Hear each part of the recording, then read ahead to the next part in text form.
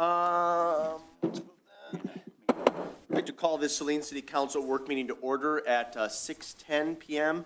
Members present this evening are Council Members Kamara Sulak, Del Orco, Dillon, Mayor Pro Tem Gearbaugh, and Mayor Marl. From City staff, we have City Manager O'Toole, Clerk Royal, Assistant City Manager Getzman, and Treasurer Cole. At this time, the Chair would entertain a motion to approve the agenda as submitted unless there are amendments. So moved? Second. Moved Moved by Dillon to approve as submitted. Is that correct, Council Member? Yes. Okay, and I'll let Gearbaugh be the second on that. I'll get you on the next one, Mr. Kamara Sulak.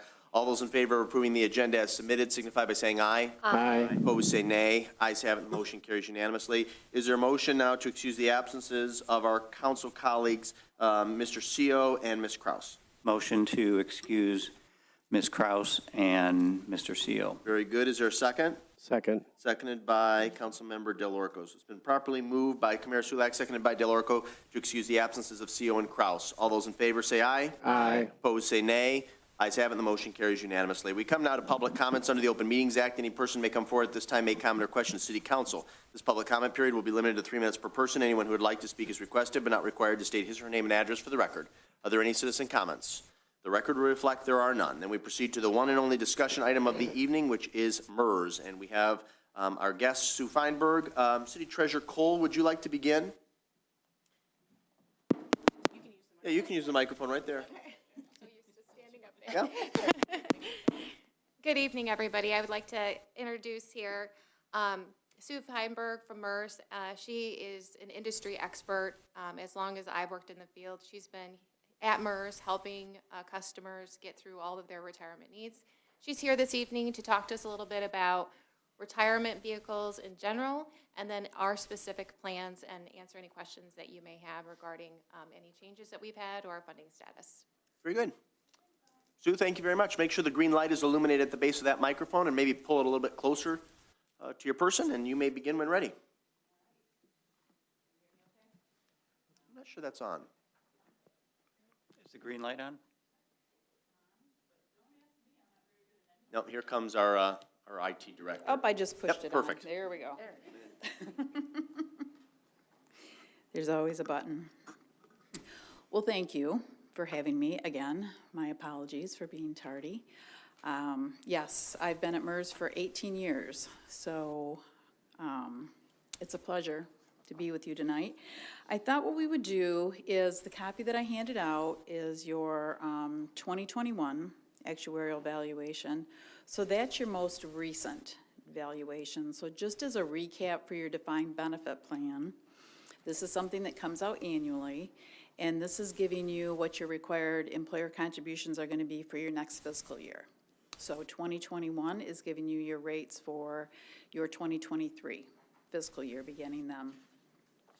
MERS did make a pretty substantial change in February. The board voted to use a dedicated gains policy going forward when we're looking at our rate of return assumptions, because as everyone's aware, you know, everyone is becoming more conservative. And we were at, back in the day, we were at 8% for quite a while, and you can see in your valuation probably a drop in around 2015 when we adjusted that down to 7.75. And since then, we've been moving it down. And so last year, we were at 7.35. Well, 2021 was a great year. We wound up, I think, at 14.5 at the end of the year. So what the board voted to do, working with our actuaries, Gable, Roeder, and Smith, and our investment team, was use a different type of policy as we continue to move towards being more conservative, because the median right now for large public administrators like MERS is 7. That's right in the middle of where they are. On the high end, it's 7.30 as a rate of return assumption. On the low, it's 7.40. So we were teetering a little bit towards the high and wanted to start bringing that down. Well, it was such a good year. You know, we use a 5-year smoothing that anytime we we exceed our assumption, or if we don't meet our assumption, we take that gain or loss and we spread it out over a 5-year period. And that's really for contribution, to avoid volatility with your contributions.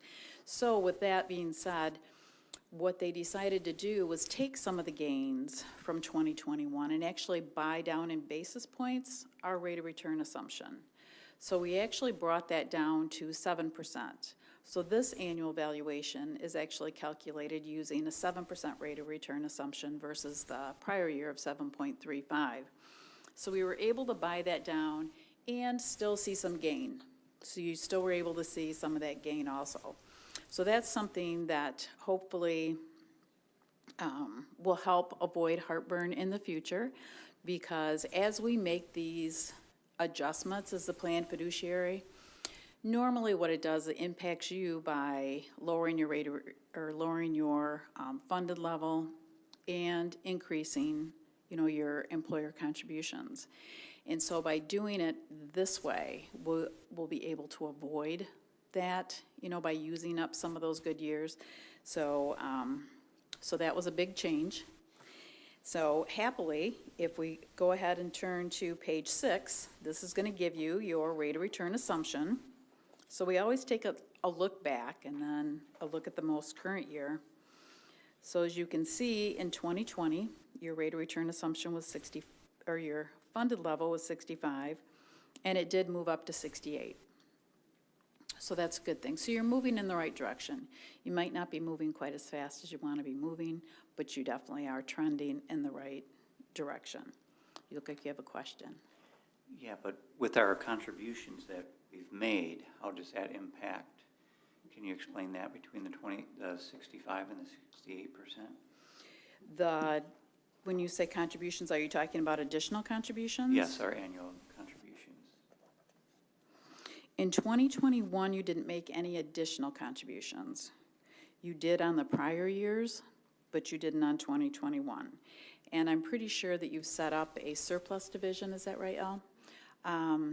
This year. So how your surplus division is going to work, so in prior years, when you've made the additional contributions, and if you want to kind of flick ahead, I hate to be spoil the end of the story, but if you turn to page 18, it gives you that flow of assets. So you can see when you're looking at table 5, actually the third column over, it's a 10-year history. And in that column under additional, those are the additional contributions that the city was making. So what's going to be different going forward with the surplus divisions is how they were handling additional contributions. When you make additional contributions and you're just making them right along with your monthly contributions at the end of the year, when the actuaries look at that, like, oh, City of Saline overpaid. By overpaying, they give you a credit. Not a full credit, but they do give you a credit. So what it winds up doing is it actually winds up reducing for the next year some of your required employer contributions. And we had a lot of employers who came to us and said, ooh, that's not the goal. The goal is we want to move the needle. We don't want to reduce, our required contributions. Now, for some, it is. Some people are looking for the relief, and they're looking for that. But others are like, no, we just want to get there more quickly. So we created the surplus division, which is basically just a division that has no actives in it, and that's where these additional assets are going to live. So when they report these additional assets, they're just going to put them right in the surplus division, and then you're going to wind up seeing that as a line item. If you look at the next page over, on page 19, you will have a new line item, which is going to be your surplus division. So it's always going to be separate. Okay, so next year you're going to see what's in your surplus division based on what additional contributions you made in 2022. Let's go back to the beginning of the story and explaining on page 6 when we're talking about what your current rate of return assumption is. What's going to happen with the surplus division, you're going to wind up with a different actual funded level. So when we're looking at this page, this is going to be, it's going to be reflecting, say, it might be 70. instead of 68, because you put some additional assets in, say in 2021, and you put them in, 2021, and you put them into that surplus division. It'll show 70 here. So that means you are actually with surplus assets, and there's a little asterisk underneath that that explains that if you have any assets in there, this is going to include it. And then we're not going to see it for a while, because the actuaries are going to base your required contributions not based on any assets in the surplus division. They're going to base it on the minimum required contribution that you are making, not going to include the surplus. So it's not going to reduce your required contribution going forward. We're going to continue to bill you as though you're not making any additional contributions. And when you put money in the surplus division, you can move it. So if some point you want to move it into different divisions, or if something came up and you wanted to use that to make a monthly contribution, you can do that. So you can take the money in the surplus division and you can move it around. You can't take it out because any employer contributions coming into the plan can only go out towards a pension benefit, but you can move it around. Any questions about that? Let's do this, Sue, if we can, because we want to be cognizant of your time and get through the presentation. Let's go through the entire presentation, then we'll do a round of questions. Okay, sounds good. All right, so let's go ahead and take a look at page 7. This is giving you what your required contributions are going to be for your next fiscal year. So for July 1st of 2023, it's going to be under the no phase-in. The difference between phase-in and no phase-in is phasing in impacts of changes that MERS has made in the past to assumptions and such, updating the mortality table. So you can see the very far column on the right is the contribution that you're currently paying, that just over that 1.7 million. And so that is going to be going to just over, it's about 100,000 increase in what your contributions are going to be starting in July of 2023. Below that just reflects what the employees are contributing towards their plans. The next page, I think, would be good for us to go through. For budgeting purposes, on a going forward basis, let's turn to page 11. So this is projecting through 2028 what the actuaries feel your required contributions are going to be. So looking at the top of that table is the 7% rate of return assumption that we're currently using in no phase-in. The second two tiers of this table are really just for a lot of employers who choose to budget on a more conservative basis, but we're using that top. So if you go straight across that top line, you can see your current funded level of 68%. You can see what your total liabilities are and what your assets are, and then what that required contribution is going to be. Now, this will be, once you have money in the surplus division, this will be a percentage without surplus assets. Because again, these are going to be projections based on no additional money in the surplus division. Now, the next page takes it out into a graph form. So this is taking us into the future so that you can actually see when you're going to hit that 100% funded level. So if we take a look at the solid blue line, because that's the 7% rate of return assumption, you can see where you are now, and then you can see going up when you're going to hit 100%. Now you can see too, your contributions are going to continue to increase. Your contributions are going to increase as you're paying down your unfunded liability. It's going to move you towards that 100% funded status. So we can see moving, and this is going to be only required minimum contributions when you reach that 100% funded, which is going to be right around, it looks right around 2039, maybe. Now next year, if you put money in your surplus division, you're going to see a dotted blue line above the solid blue line, and that's going to reflect what your true assets are in the plan. So you'll be able to see with the blue line when you hit that 100%. So the more money that you have in your surplus division, the more quickly you're going to hit that 100% funded line. When you see that, keep in mind next year that the actuaries are making no assumptions that you're going to put in any contributions.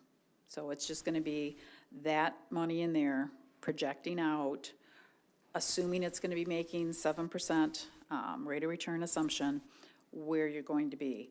When you see that, it's going to make a lot of sense, and it's a super helpful graph. We've got people who have been doing this now for a few years. They have the surplus division, and it's such a nice visual to be able to look at in the future. Okay, great. We've done, we've put this money, we've done the right thing, we've put additional in the surplus. This is how it's going to work. It's going to get us 5 years sooner to 100% or whatever your goal is. So that's going to be a nice graph for you once you start putting money in there. Underneath that, it's giving you what your projected employer contributions are going to be. So we're, again, looking at that solid blue line. So as you can see, they're going to be going up and then coming down and kind of stabilizing before your plan is 100% funded. Once your plan is 100% funded, you'll still have the normal cost. So the normal cost is going to be the cost for all the actives accruing 1 more year of service credit based on the provisions that are in there. The next page breaks it down. So when we're talking about normal cost, that first column on the top, on the far left, that is the cost currently for every active in your divisions to earn a year of service credit based on the provisions in each division that they're in. Now, this is going to look different next year because you did have quite a few employees take advantage of the opportunity to move from the hybrid, or from the defined contribution into the hybrid plan. So your annual will look a lot different. And I understood, is that right? Dawn was telling me that quite a few people took advantage of that. So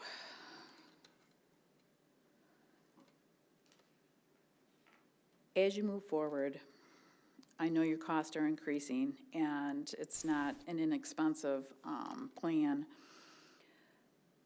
but it's because you're paying down that unfunded liability. So when we're looking at this table, and you're looking at the middle of it, and you're looking at the employer's normal cost, so that normal cost for all your actives earning 1 more year service credit, just over $265,000, but then you've got that unfunded liability, that $1.3 million that you're paying down.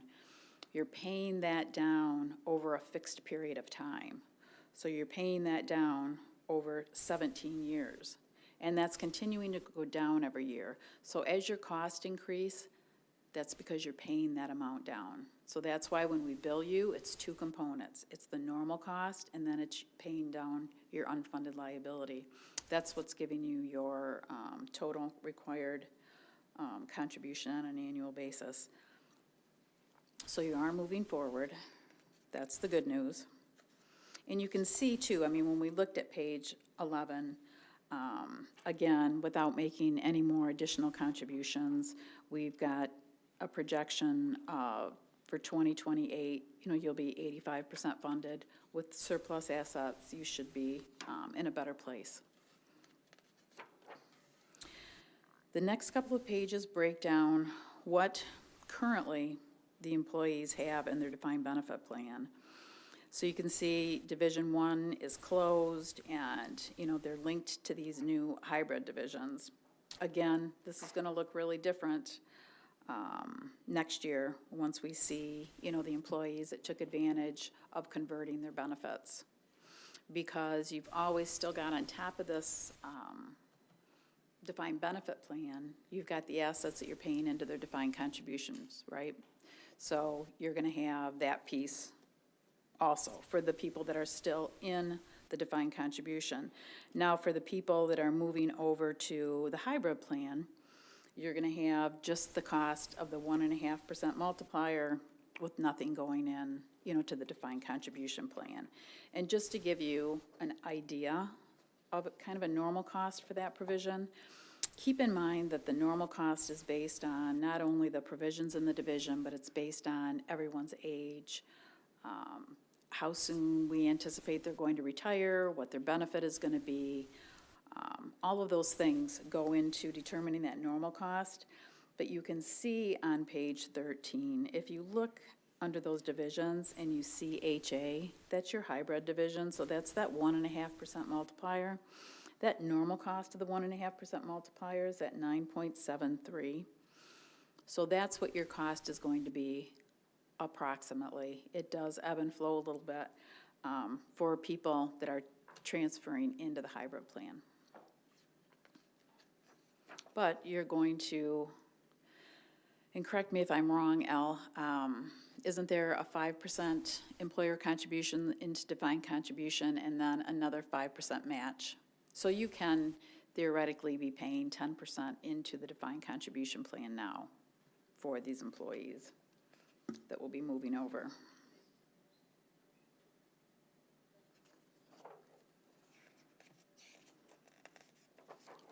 So again, next year it's going to look different. When we look at page 16, we're looking at the participants in the plan.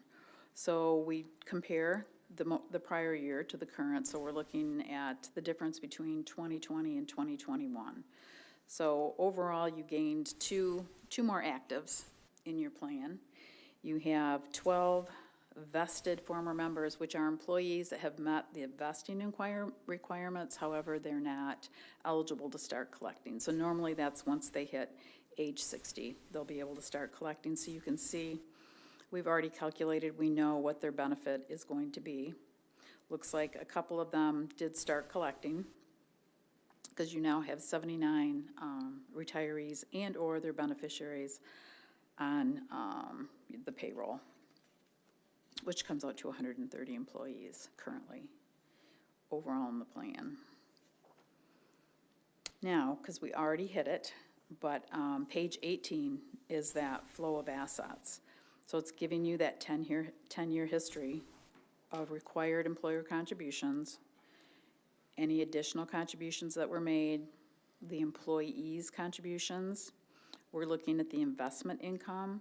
So for 2021, the investment income that you made on your assets of $22 million was just over $3.3 million, with benefit payments going out at $1.9 million. So the good news is you more than made enough on your money to pay those retirees and pay those benefits, because really with a defined benefit plan, that's the goal, is for your money to be in there working for you, so that, you know, with that time value of money, you've pre-funded them, so when they get ready to retire, you should be making enough money in the plan that it's covering those assets going out. So you're getting there. The next few pages are, well, the next one is our division-wide breakdown. So each division is going to have their own assets and liabilities, and it's going to be based on the employees in each one of the divisions, so you can see where they are individually.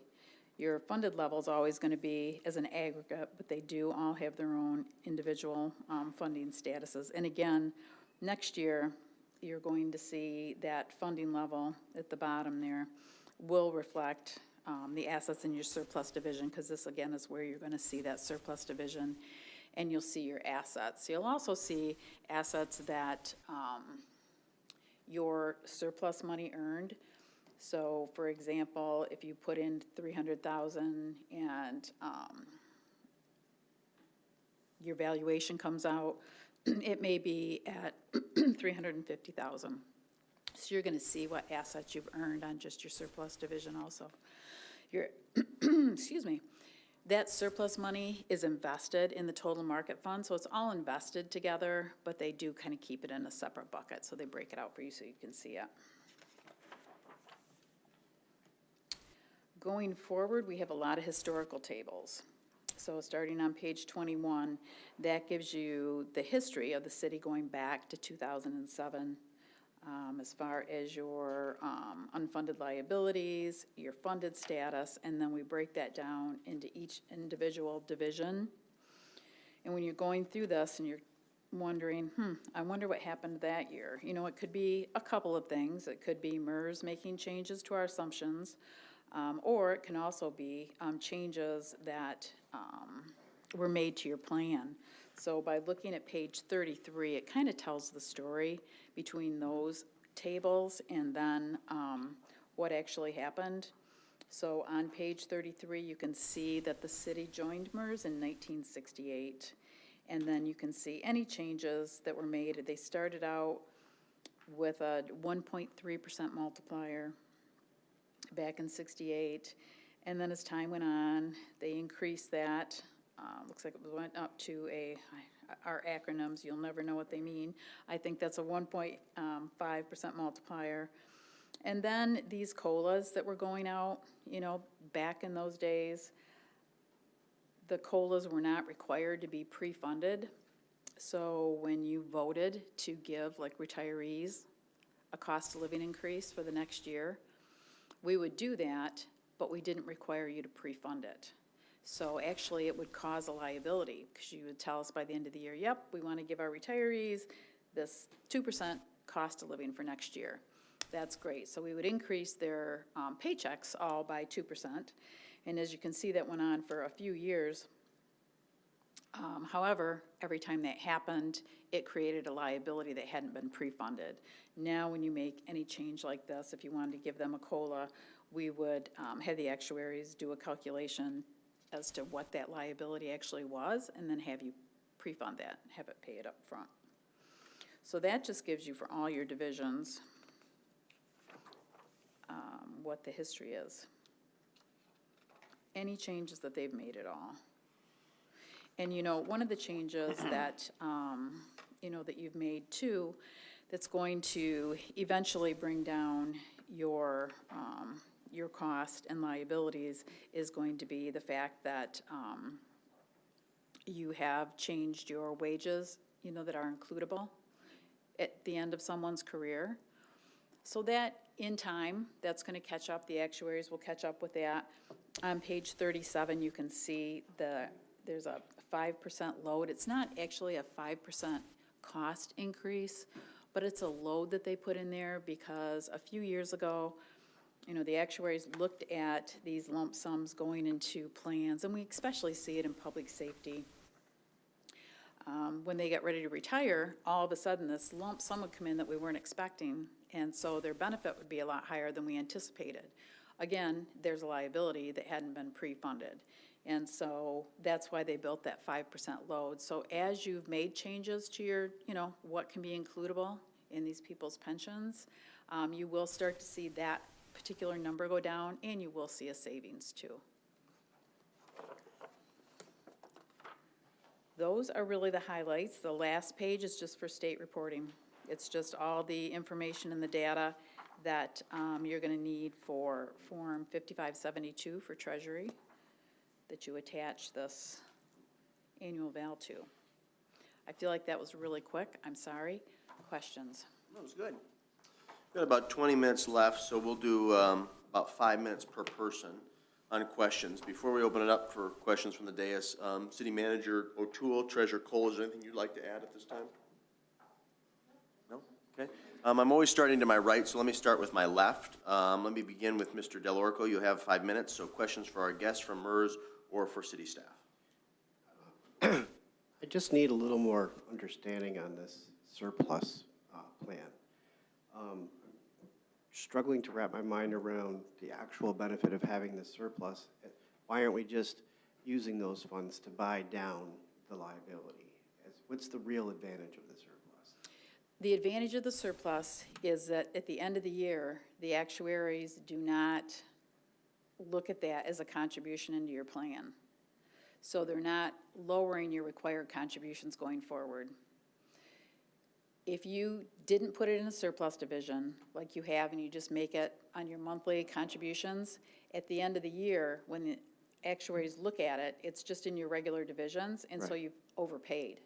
So because you've overpaid, they wind up giving you a discount, lowering what your required contributions would be for the next coming fiscal year because you overpaid this year. So they're giving you a break going forward. So if you wanted reduce your required contributions going forward, then that's where you put your additional contributions. If you want to just have them in there and it works as a separate funding mechanism, so it's your overall funded level is going to include those additional assets, but the actuaries are not going to look at them as employer contributions when they're determining what your required contribution is going to be. But like you said, the money is there and it's only to be used for MERS. It can be moved around, but it can't be taken back out again.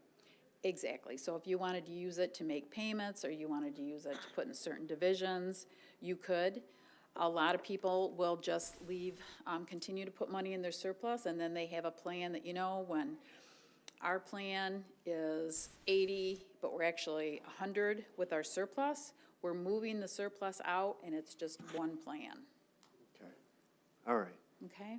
And then going back to page 12, I must be missing something in the way that the graph is representing the numbers, because from the way I'm looking at the top panel on the funded percentage, just shy of 2041, it has us at 100% of the liability paid, but that all three numbers arrive at that at the same time, whether that's 5%, 6%, or 7%. So I found that figure a little confusing. Yep, so you're on a 17-year, right now, amortization schedule for your unfunded liability. So every year it's going to go down. Right. So we're shrinking it, so that's why you'll be 100% funded then. These two lines, these people are just using a more conservative rate of return assumption. So their contributions are going to be, as you can see, they're not going to be, when we're projecting them out, they're going to be paying more in, but they're not going to see that steep rise that you see by paying more in at the beginning. Right. They're not seeing that steep thing, but we're all on that same path to be 100% funded, no matter which rate of return assumption you're using. Okay. All right. And just one more kind of zoomed out question. In your opinion, in the way things are projected and how we are managing this, if, for example, we have a lot of employees that are already eligible for retirement or in that range in the defined benefit category. If we were, for whatever reason, to have 4 employees all retire in the same year on the defined benefit plan, are we insulated from being able to keep up with that, the demand that would draw in the MERS account? It's a good question. Yeah, the actuaries every year are looking at each individual person in your plan. They're looking at how close they are, what their benefit's going to be, and then they also use assumptions as to what the rate of people actually retiring at their first eligibility is. And they've got them broken down in different categories, like they use a different calculation for public safety, because they do tend to go out, right? Their Right. first eligibility. Yeah. Where sometimes your general divisions and things like that tend to work 1 or 2 years longer. So they do. They calculate all that in when they're calculating what the normal cost is going to be. They're using all these assumptions. We're assuming they're going to be getting pay increases over the years. We're assuming price inflation, wage inflation, assume, and then we're assuming when they're going to retire. And then also they're basing this on the wages that are being reported annually for them. So even if someone is getting a higher annual benefit, pay increase, it's going to be captured in here because you're going to be reporting that higher wages. And so that's going to change things, and it'll wind up driving your cost up because we now know they're going to be receiving a higher benefit. So there's so many moving pieces behind the scenes if you're ever really interested. The electronic copy of this has a link to the appendix, and the appendix is also on our website, and it really breaks down every single category of the assumptions because it's different. Someone that's 25, their life expectancy is different than someone right now that's 50. So it's really interesting if you ever need to fall asleep and want to look at something, look at it. All right, well, thank you. That's all the questions I have for now. Very good. Thank you, Mr. Delarico. That was perfect. Your 5 minutes just elapsed. Mayor Pro Tem Gearbaugh, you have 5 minutes. Just a couple clarifications. When you're mentioning the payments, the additional payments that we made in and were eventually included in basically modifying the accruals, what benefit did we gain from actually providing those additional payments if we were affecting our actuarial tables on payments? It's still additional assets in the plan, so it did help you, definitely. It does help when you put any additional money in the plan, and we always encourage additional contributions over that minimum, actuarial required contribution. But it's just then you did receive part of a discount on that required contribution going forward. So it still is a good thing to do, but it does reduce your required contribution that next year a little bit. And as you said before, the surplus approach is new. It's been around now, I think, for 4 years. I think we've had the surplus division for about 4 years. Okay, so we could have taken advantage at that point of that process and still continued to contribute. A lot of people did the wait and see, like, this almost seems like, what pot are you putting my money in? And so we've had a lot more people now, jumping on board. But again, it's satisfying and gratifying to see when people have been doing it for a couple of years, and we can look at the graphs and we can look at the difference in the funding level and just see that it really does help move your needle more quickly by putting it in there. Yeah, and I think that issue of that once you put it in, you can't take it out, kind of gave the fear for a few other individuals that was money that was gone and couldn't get back, so, right? Yeah, because what you're paying in here, keep in mind, we're not requiring you to make any additional contributions. You're moving towards 100% funded. You're doing the right things by paying your minimum requirements that MERS is asking you to pay. It's just, if your goal is we want to hit that sooner, then make the additional contributions. But there's no pressure to do that. You're still going to be on track to be 100% funded. Good. And then looking at page 33, where we did a number of changes in 1/1/2021, can you remind me, were those retroactive, or are they going forward? In issues where it talked about service granted for short-term disability, FML, all of those items? Those, thank you very much for the addendum that you filled out, that you signed off on. Those are just clarifying things that MERS have never really pinned you down about. Those are things that you're just telling us, going forward, we're going to grant service for FML. We're going to grant service for short-term disability. What wages are included? Because when someone gets ready to retire, if we don't have, and we didn't have before, we have what you give us, and if you have, union contracts and things like that, but a lot of times it doesn't really drill down to this. So you make this, someone gets ready to retire and there's a large lump sum that comes in, and it's just reported as includable wages. Then we're saying to you, okay, what wages are these? We didn't, sick leave is not an includable, in the MERS standards, unless it's in your union contract. Drill. And, we'll have employees push back and say, no, this is, Joe retired last year and they included this. So what our compliance officer had every defined contribution and defined benefit plan in our system, fill out this addendum so that we have it, so that we know how you want us to administer your plan.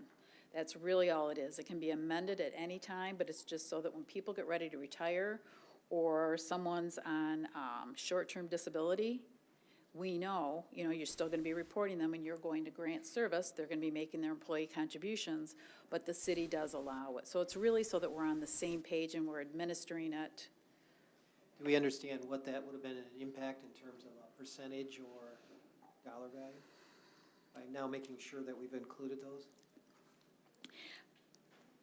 No, because, you may have been administering it correctly. I know that the one thing that will help you is limiting the includable wages so that people don't get that bump when they retire. I know that will save you going forward, but I'm not exactly sure how much. Okay. I wish my I brain didn't know worked if it was going to be saving us or if it was a penalty as a result of not clarifying this No, many no, no, years no. earlier. No, not at all. It's a good thing. It was a good act. In fact, a lot of our employers, when we ask them, they're like, I don't even know. We've never really asked. So this is when you've got a new person coming in reporting, this is the way we do it, so we're both on the same page. And then my last question, if I have a second. Understanding the hybrid and knowing that right here, it only shows like a 0.19% unfunded liability. How will that hold going forward? And I'm assuming that 9% is going to meet all of our new hybrid plans that we've just approved. Mm-hmm. What do we know about the unfunded liability going forward?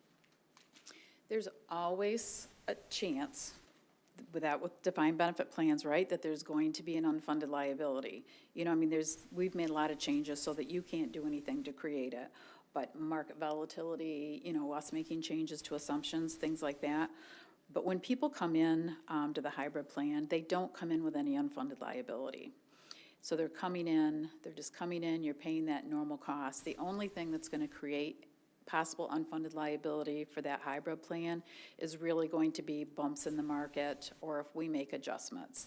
Things like that are out of your control, because we're not going to let you make any changes to the plan. And as far as the normal cost, for an older employee, it might be a little bit higher than a 25-year-old, simply because the actuaries know, you know, this person in 10 years can start collecting this pension, where at 25, they're going to be, you know, that time value of money. There's a lot of money going in for a lot of years to fund that. So does that answer your question? Sort of. Does that mean that we also can't change the multiplier? That a council going forward can't change that multiplier? Exactly. Okay. I wanted to clarify that. Thank you.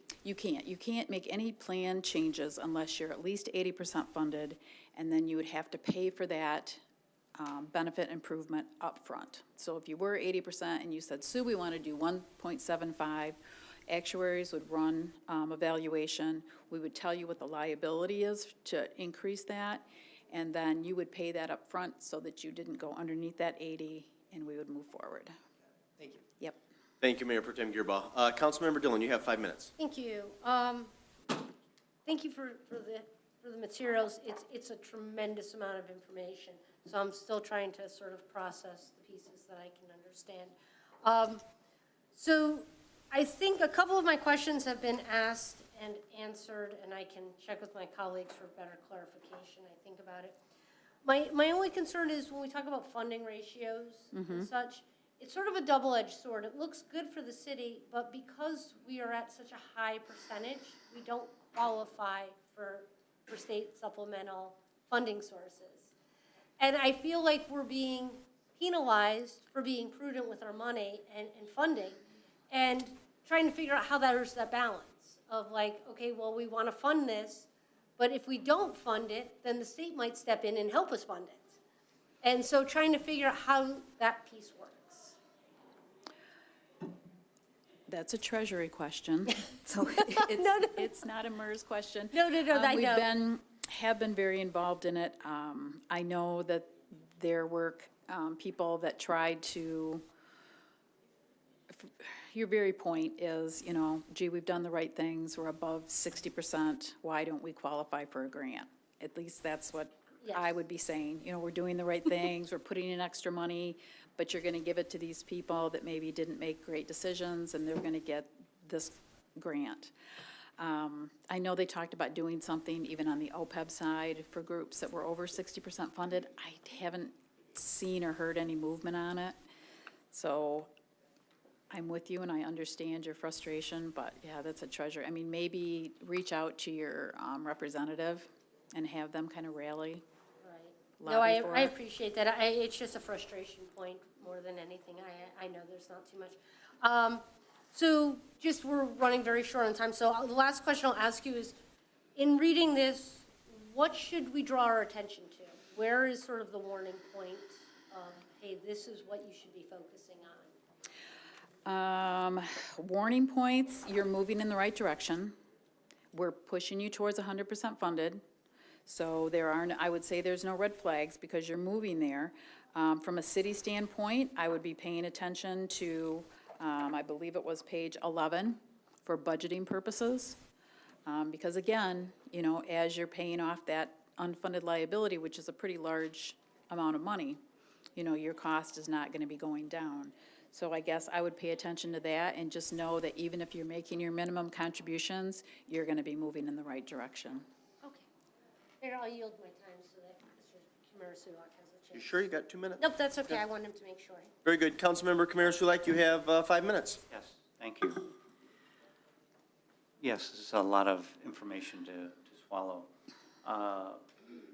So the additional payments that we made that give us a discount for the next year, what is that discount? Are we able to qualify that or quantify it? You know, an actuary could probably give you a ballpark idea. I cannot, I don't know, but I can, you know, when I'm looking at it this way, if I look at page 18 and I look at the additional contributions, and you had, like, for 2018, your minimum contribution was required was just over $1 million, and you made an additional $297,000 payment. Some, not a lot, but some. I really don't know Okay. what the discount would be. That's fine. I think that's getting too much into the minutia of it.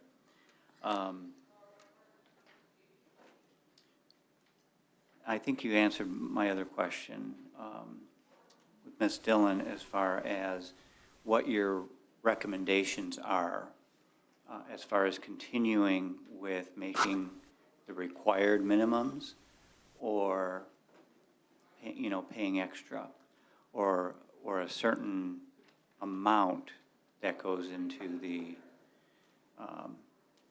the new column, Into the surplus division. the surplus division. I always strongly recommend it if you can, you know, put money in there to bring the funding level up.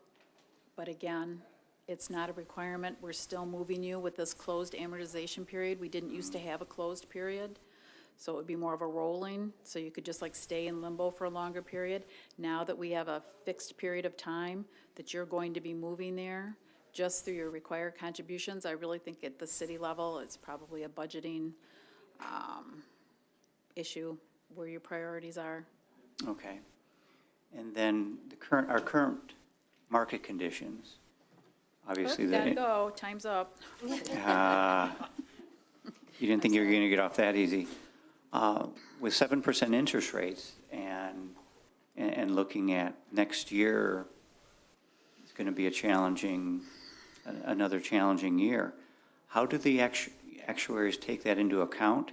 And will you or will they make any recommendations of what we should pay attention to, or how will it affect our balances? Yeah, it's a good question. I wish we had a crystal ball. You know, we have a very large investment team. Our CIO has a podcast on our website. It's been doing it, I think, since the first of the year. I strongly recommend you listen to that podcast because he's talking about some of these very same things. It's more on the investment side. So if we don't finish at 7% at the end of the year, which is not looking like we're going to finish at 7%, that loss is going to be spread over a 5-year period. So any gain or loss is going to be spread. So from the actuarial side of it, that's what the actuaries will do. So if we assume we're going to have 7% as a rate of return assumption and we only get 5, that 3%, that loss is spread over a 5-year period. Same way if it goes the other way and we do better, it's smoothed out. Right, I understand. Thank you for clarifying that on paper, but what about employees that retire and start to collect? You know, They're not affected because the employees with this plan, the benefit is actually defined. So when a retiree retires out of your plan, there'll be no changes to that plan. There's no chance that their benefit is going to be diminished. It's the same way with your actives. This is one pension plan for public employees, that is protected by the state constitution, that it can't be diminished. So if you had a retiree group and you're like, we need to adjust their benefit and bring it down, you can. It's protected under the state constitution. we need that protection for the defined plan. Yep. I was just wondering how it would affect the city's balances. You know, you might see In the a short loss. term. In the short term, your funding level might go down a little bit. Your contribution might go up a little bit more than we anticipated if we don't meet that 7%. But again, it's smoothed over a 5-year period to avoid the volatility. But until the end of the year, it's really hard to know where we're going to wind up. Okay, thank you. I'll hold it at that. Those are the main questions, and appreciate all your work on this. No, my pleasure. I'll leave some cards with Al, and if you want to contact me or email me, if you have further questions, I'd be happy to answer them for you. Very good. Thank you, Sue. We appreciate the information. I'm sure my colleagues will have additional questions for either yourself, the city manager, or city treasurer. I don't have any questions at this time. I would just like to state, and this is enumerated in your report, but I think it is a very reasonable goal for this council and the city more broadly to try and aim for a 85% funded pension plan by the end of this decade. And I look forward to having a more robust conversation with my colleagues and other stakeholders about that in the ensuing weeks and months. And a quick note on that, if you come up with a dollar amount or you come up with a goal, we want to be 80% funded in 2032, we can run those types of what-ifs for you so that you would know like how much we're anticipating you would put into a surplus division to hit your goals. So it can be a further conversation. Very good. Thank you for your time. Appreciate it very much.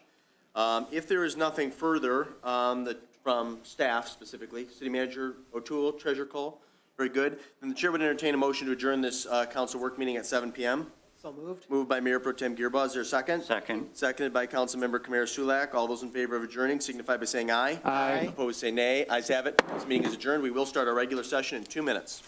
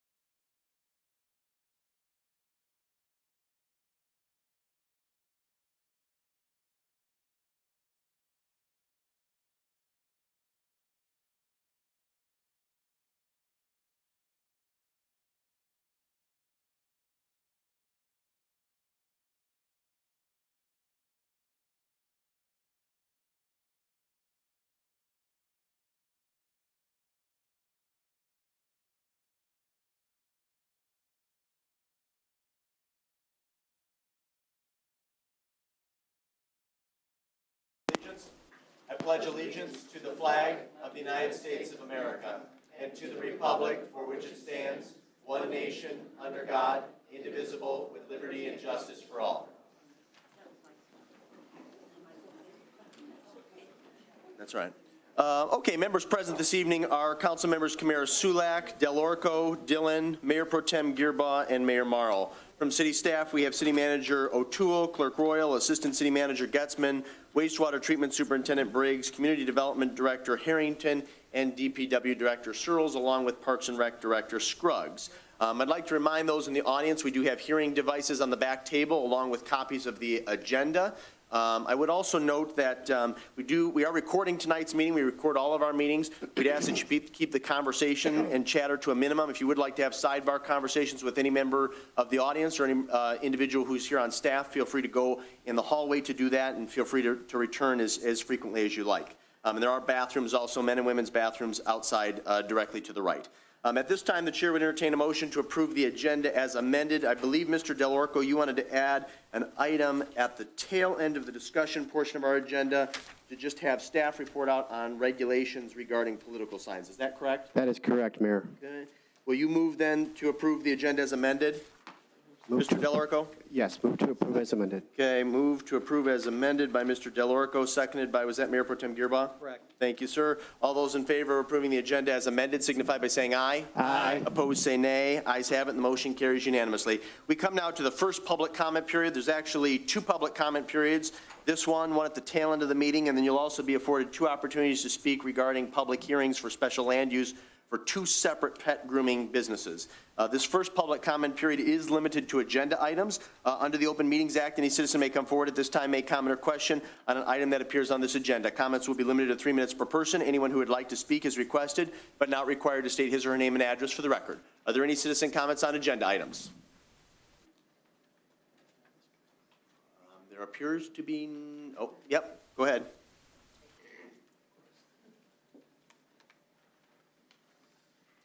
I think I've had my question answered, but this is Mary Hess. And I had been asked, as far as I understand, Chelsea years ago had to close for building permits because they had problems with their water. And I was given a suggestion of an answer, but I was wondering if anybody else had heard anything as far as the building permits being stopped because of that. Any additional citizen comments on agenda items? Then the clerk has 2 that she will read for the public record at this time. Time it. Yes.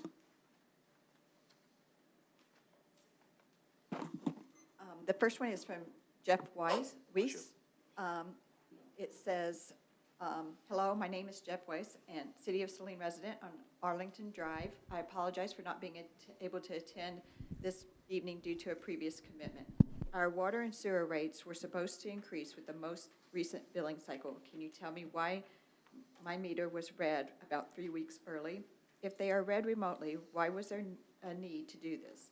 I looked at all of my water bills for the last 6.5 years, and not once that I observed was our meter read early. Can someone explain to the residents why it happened this time? Why do our water bills have billing dates and also include the used days on the bill if that information is not accurate? I am requesting a credit for the overcharge at the increased rate for the extra weeks I was billed for. I am not only requesting that for myself, but would request that for the city do an audit and issue the same credit to anyone whose meter was read early. We are asking for transparency and the city to do the correct thing. I would also like to add that the information put out there about the pending increases this summer was incredibly misleading and poorly communicated. The city made it seem like our increases were going to be an average amount, and those numbers have been exponentially higher than for almost everybody I have had contact with. These additional outrageous increases might have been met with more resistance had the city given its residents accurate, realistic information. This error falls directly on the leadership of our city. Thank you for your time and service. The next one is from Linda Dayak. City Council, it has come to our attention that water meters were read on 5/9 in the spring cycle 22 days early. Therefore, usage for those 22 days on that cycle spilled over into the higher rates that went into effect 6/1. Can you please address how this happened when the meters are auto-read, not checked at the physical property even? Are we going to be refunded for this error, and how will the usage that is refunded at the lower rates be calculated? Requesting transparency as always. Very good. Those questions and concerns will be addressed when we get to agenda item 22-259. Are there any additional citizen comments? You do need to come to the podium. You'll be limited to 3 minutes.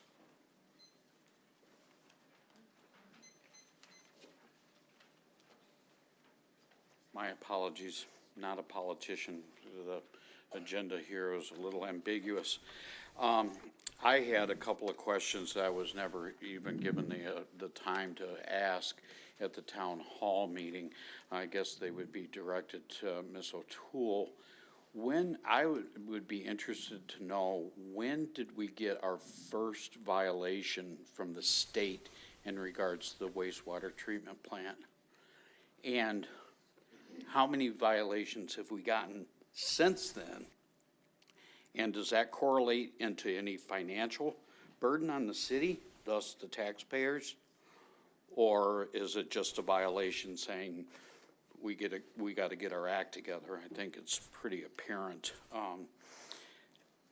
My other concern is, and I just replied on a gentleman on next door in regards to growth. He made a comment of, oh, you all wanted growth, and now you're having to pay for it. I don't know who y'all is, but this citizen moved here over 25 years ago and was perfectly happy with the little farming town community that we had. Very functional, very safe, never locked my front door, never hesitated to, associate with my neighbors or anything else. I would like to know more insightfully, what is our growth plan going forward? You go down Maple Road and there's residential, condos, housing.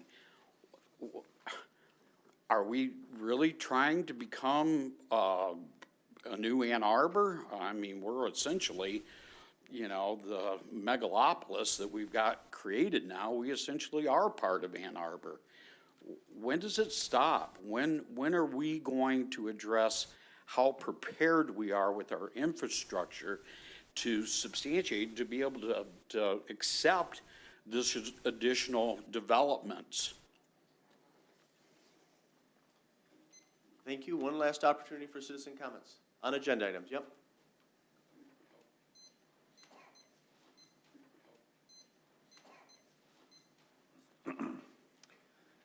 Hi, Shelley Andrews, Torwood. So Sal asked a great question at Town Hall last week. He started his thing by asking how many people up here are actually citizens of Saline? So how many of the All of people us. who are serving us? All of the city councils are members of the city of Saline. All of them. All of you have to be a member of, you have to be a resident of the city to run for city council.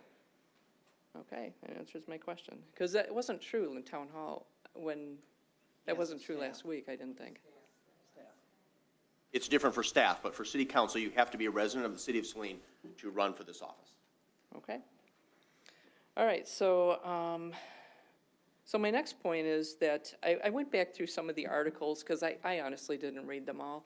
I knew an increase was coming, but I like other people, I saw $80, and I thought, okay, we can absorb that. And I knew ours would be high, we use more water than a lot of the averages, so I thought, well, we could absorb that. But when I actually took those numbers from the articles and charted them out, I guess what I found was it wasn't an easing in as it was quoted, and I'm not picking on anyone in particular, but the quote was, "The goal is to not have this hit all at once. We promise to ease in any increase gradually." And when I charted the numbers out, this first increase alone was 34%. Next year's increase, according to these numbers given, is 25%. And then from there, in 2024, it goes to 6%, and then 5% for the next 3 years, which total 80%. It was also said in the Saline Post in January, and I have extra copies of these if anyone wants to have a copy, that the Saline utility rates may rise by 60% over the next 5 years. They're actually going up by 80% over the next six years. So talk about misleading. It's been very misleading, and it's really hit people square between the eyes with this stuff. And the talk about us getting another meter for $1,000 is also insulting. I've learned in these meetings that we're paying sewer rates for our water. It's no wonder I about blew when I got my water bill last year, my first summer water bill, and it was $600, and I'd been paying $250. So I really hope you listen to what we're saying and we're feeling and take this seriously. We all want a new water plant, but you guys are just, you're killing us with this. I mean, this is not the way to do it. Thank you. Thank you for your comments. One last opportunity for any citizen comments. All you need to do is come forward to the podium. You'll have 3 minutes. My name is Scott Nelson, 375 Little Creek Drive. I won't need 3 minutes, but been here. Yeah, moved from Chicago to Michigan about 22 years ago. I've enjoyed living in Ann Arbor, now Saline, but we recently got our water bill, and I was a little bit shocked. We went from $330 to almost $900. And I've learned a long time ago, it's just my wife and I. And I've learned a long time ago, if something feels wrong, forget about the data, it's probably wrong. And I'm not sure what's going through your minds up here. If I was in your shoes, I'd be very worried about your credibility right now, a few of you especially. I mean, how do you justify from 300 to 900? What have you done?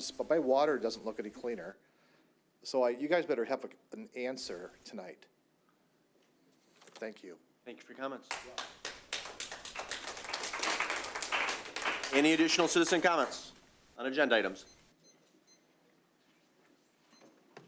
I'm going to read a statement. Sal Randazzo, Saline resident for 37 years. To the Saline City Council, the citizens of the city of Saline are mostly lower middle and middle income residents. Through the years, the citizens in the majority have been very generous in supporting the community by voting to tax themselves to support fine schools, beautiful parks, a wonderful senior center, a great library, a state-of-the-art city hall, and a police station, among many other things. These citizens have given up a greater percentage of their incomes compared to other wealthier southeastern Michigan communities like West Bloomfield or the Grosse Pointes. In addition, the fees we citizens pay for water and sewer services have been well above the average rates paid by most other southeastern Michigan communities. It is my belief that the Saline citizens, and maybe most, have lost confidence in this council. We've been told for years that the putrid smells coming from the waste treatment plant were being addressed. The smells still persist all over the city.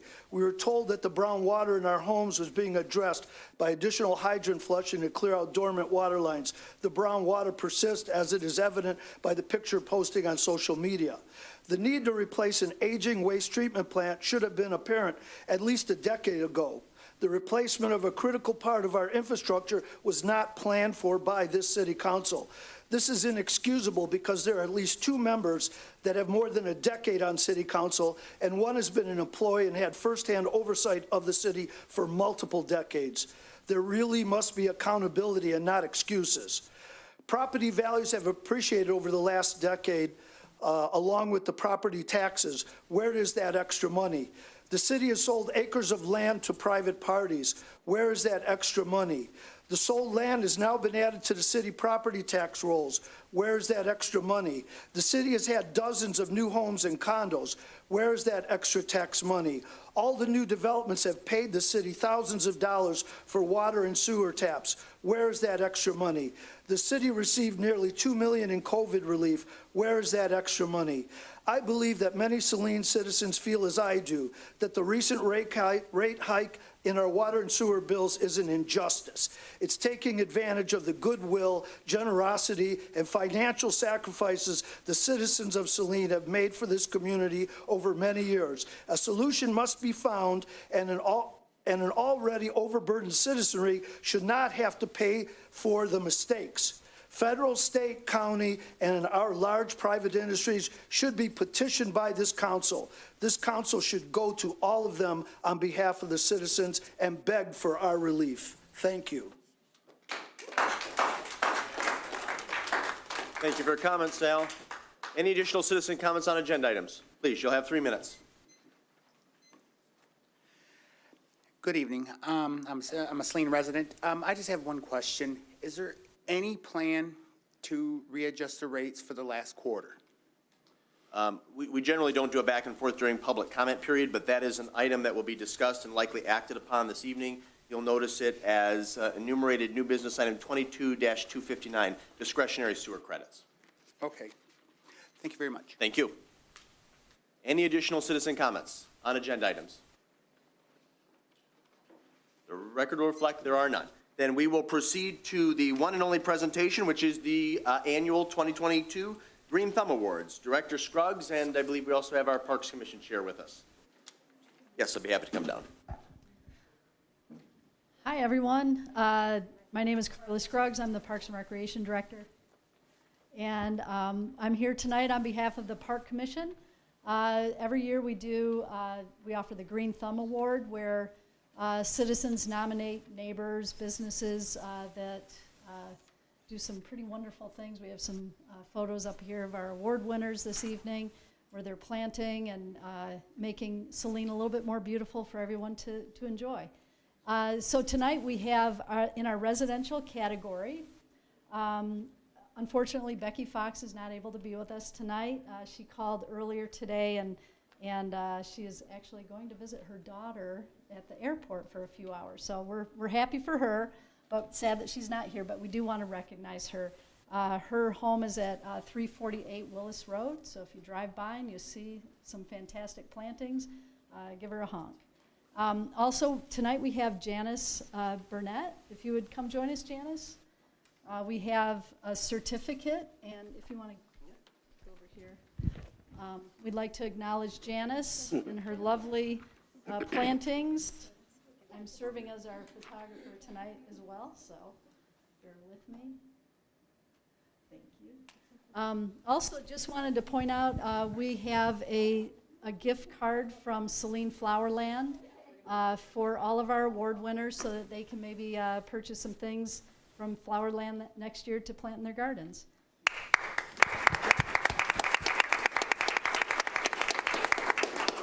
Next up, we have Michael Thomas and Violet Firstnow. They're at 118 McKay Street. Their home is absolutely beautiful, their gardens. If you can swing by, take a look at them.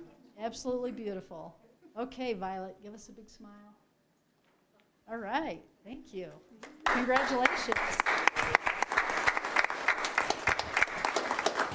And I'm not sure, I'd like to recognize Angel and Keith Klickner. I didn't see them come in, so I don't think they're with us tonight. But they also have a beautiful home at 475 Maple Road, Lot 80. Absolutely gorgeous. They're actually back-to-back winners from last year. And then in our business category, I'd like to invite up Robison's, Jim and Allison. They are with the Robison Bond Miller Funeral Home. And they are repeat winners, not last year, but over the years they've won several times. Their property is absolutely beautiful right there on Michigan Ave. I'd like to take a photo, and then I know Allison has a word she'd like to say. You want to turn around? We got to turn around here for the photo. You want me to get on that side? You're good, Allison. Okay. Okay, everyone give a big smile. Excellent. And Allison, would you like to say something?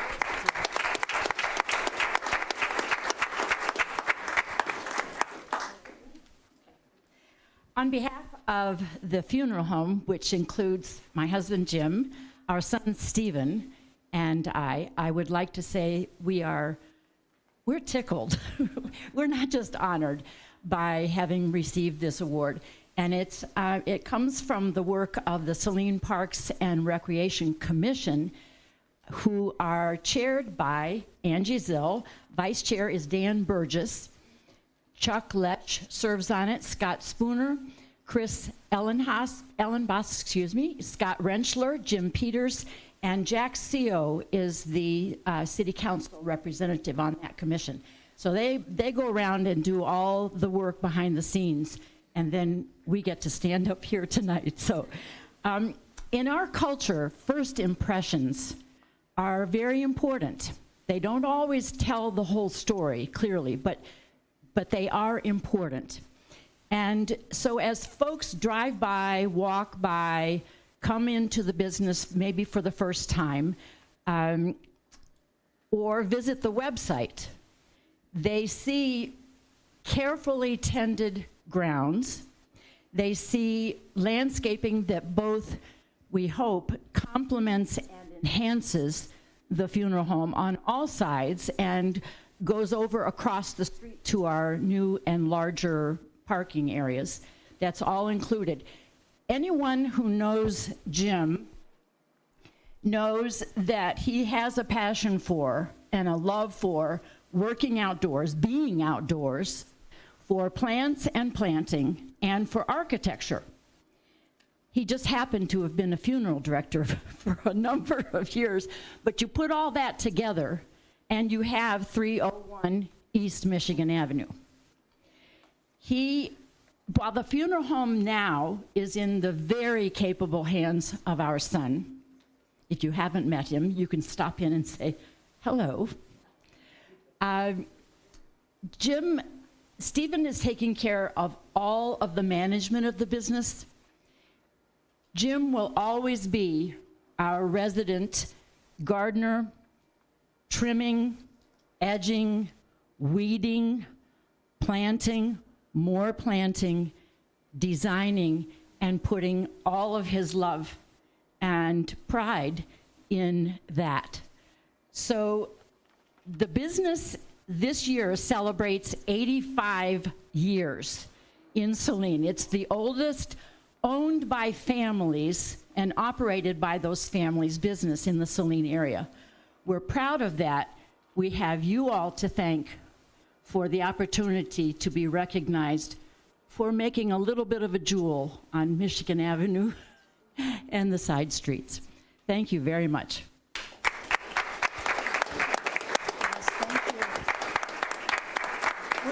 We're going to ask all of our award winners to step out into the lobby, and we'll take a group photo.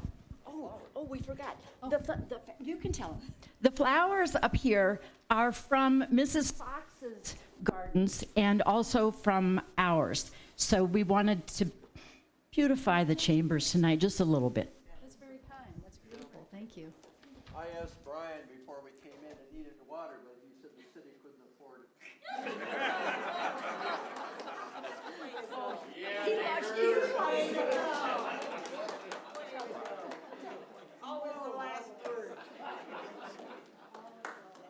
While the mayor's out taking a picture and using the facilities, we'll move on with our meeting. Our next item will be the consent agenda. Do I have a motion to approve the consent agenda as submitted or amended, unless there are items that need to be removed? So moved. Moved by Camaro Sulak. Do I have a second? Second. Second by Mr. DeLarco. All those in favor, please say aye. Aye. Motion passes. Moving on to the next item. Public hearing, item 22-238, special land use, 537 East Michigan Avenue, pet grooming facilities. Do we want to talk about this first, or do you want to move to make the public hearing first, Mr. Harrington? You should do the public hearing first. Okay.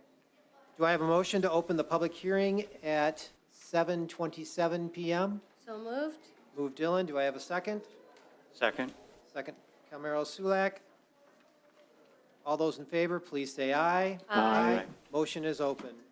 Are there any public comments regarding the pet grooming facility at 537 East Michigan Avenue?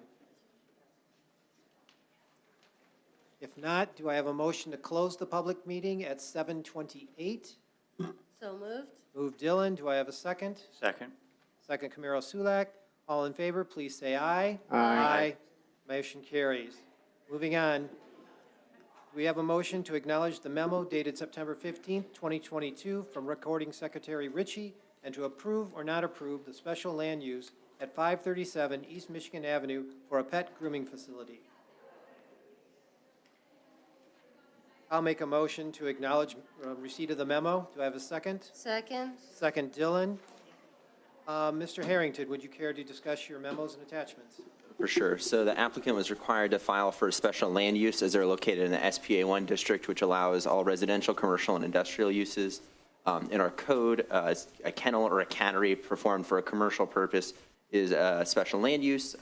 Unfortunately, the word grooming would be a specific activity listed under kennel or cannery, requiring it to go to a special land use as opposed to a by right use, meaning the applicant does not have to go through the planning commission as well as get city council approval for it. It's a pretty straightforward case. That Planning Commission voted unanimously on it. There were some minor concerns about where the animals would use the facilities, but I believe those were all well addressed at the Planning Commission committee, and it was done well, so. Mayor, you taking this over? Yep. Thank you, Mayor Pro Tem Gearba. So questions for Mr. Harrington regarding his memo dated September the 15th, 2022? Councilmember Dillon? Thank you. Mr. Harrington, currently, in what areas are kennels allowed? So they would be allowed commercially in commercial districts, I believe C3 specifically. I would have to double check on the exact regulation, if it's C1 or C2 allowed either. And then there are some exceptions for like a residential kennel or cannery, but that's not a consideration right now. Okay. And then by approving the special land use, does that also sort of encompass that they can board animals? Well, no, not necessarily, because the site plan that was approved would not include any sort of boarding allowance, nor is it the intent of the applicant to board animals at the facility. So they would, if they wanted to at some point board, then that would be a whole other process for them? It's correct, not a- because it would be a modification of the site plan and intent of the property. Okay. My other question is, have all of the other businesses been notified in that Yep. area? A notice was sent out, but it goes to the property owner, so it would be incumbent upon the landlord to then notify the businesses individually. Okay. Do we have any mechanism of making sure that the other businesses are made aware of that? Outside of our formal public noticing policy, not necessarily, no. I suppose that we could individually notify businesses, but that kind of opens up a Pandora's box in terms of what is the city's exact noticing requirement for each individual process. Okay. Can you remind me then of what happened at planning as far as outside facilities? Because there isn't a grassy knoll or anything like that in this area. It's a parking lot. Right, so the applicant talked about special mats that various grooming facilities use for these animals, as well as using grassy spaces nearby the facility. So there are some directly west of the proposed site, as well as in the median in between as well. But, you know, any sort of large use of those space might indicate a blight if they're not picking up properly after the animals. But if they're like damaging the grass, so to speak, that would definitely be an issue between the landlord and the tenant more so than the city. But a lot of dead grass may constitute another issue with the city. Okay.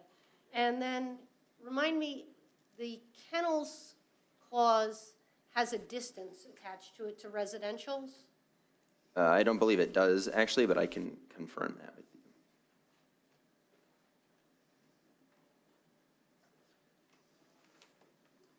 Or is that just a noise issue? I believe that's just, Just the noise element of it? I believe so. I think it's a noise, so if it would be a potential noise issue, but I don't see anything specifically in our code related to it. I thought that was an issue that had been raised before by another applicant for another opportunity, business opportunity. Okay, then I think I can stop there and allow others to ask their questions. Thank you. Very good. Thank you, Councilmember Dillon. Any additional questions for Mr. Harrington regarding his September memo? Easy enough. Then I believe, Mayor Pro Tem Gearba, you can correct me if I'm wrong, we have a motion on the floor simply to acknowledge receipt. Is that correct? Correct. Very good. All those in favor of acknowledging receipt of the memo dated September 15th, 2022, signify by saying aye. Aye. Opposed, say nay. Ayes have it, the motion carries unanimously. Is there a motion now to approve or not to approve the special land use at 537 East Michigan Avenue for a pet grooming facility? Move to approve. Moved by Gearba to approve. Is there a second? Second. Seconded by Dillon. Any additional comments or discussion on the motion? And I apologize if this has already been asked. Is the petitioner applicant here this evening? Very good. Would you mind coming to the podium and introducing yourself? We appreciate your attendance this evening. Is there anything you'd like to add for the record? We did insulate the walls. We did talk to the gentleman next door, so we did insulate the walls to bring down the noise volume from the barking and the drying. Okay. And we are looking into trying to find alternatives for the poops and the peas. Very good. Why don't you what is your name for the record? I'm sorry. Nicole Darwinple. Nicole, thank you. Appreciate you being here. Hang tight at the podium in the event that there are any questions that are best addressed by you. Is there any subsequent discussion or questions for the petitioner? There appear to be none. Thank you very much. Appreciate your time this evening. There's a motion on the floor moved by Mayor Pro Tem Gearboss, seconded by Dillon to approve. All those in favor say aye. Aye. Opposed, say nay. Ayes have it, the motion carries unanimously. We move on to new business item 22-239, special land use for 797 West Michigan Ave Pet Grooming Facility. First motion will be a motion to open the public hearing, affording the public an opportunity to speak at 7:33. So moved. Moved by Gearboss, seconded by Dillon. All those in favor of opening the public hearing, say aye. Aye. Opposed, say nay. Ayes have it. Public hearing is now open. Is there anyone who would like to speak regarding this issue?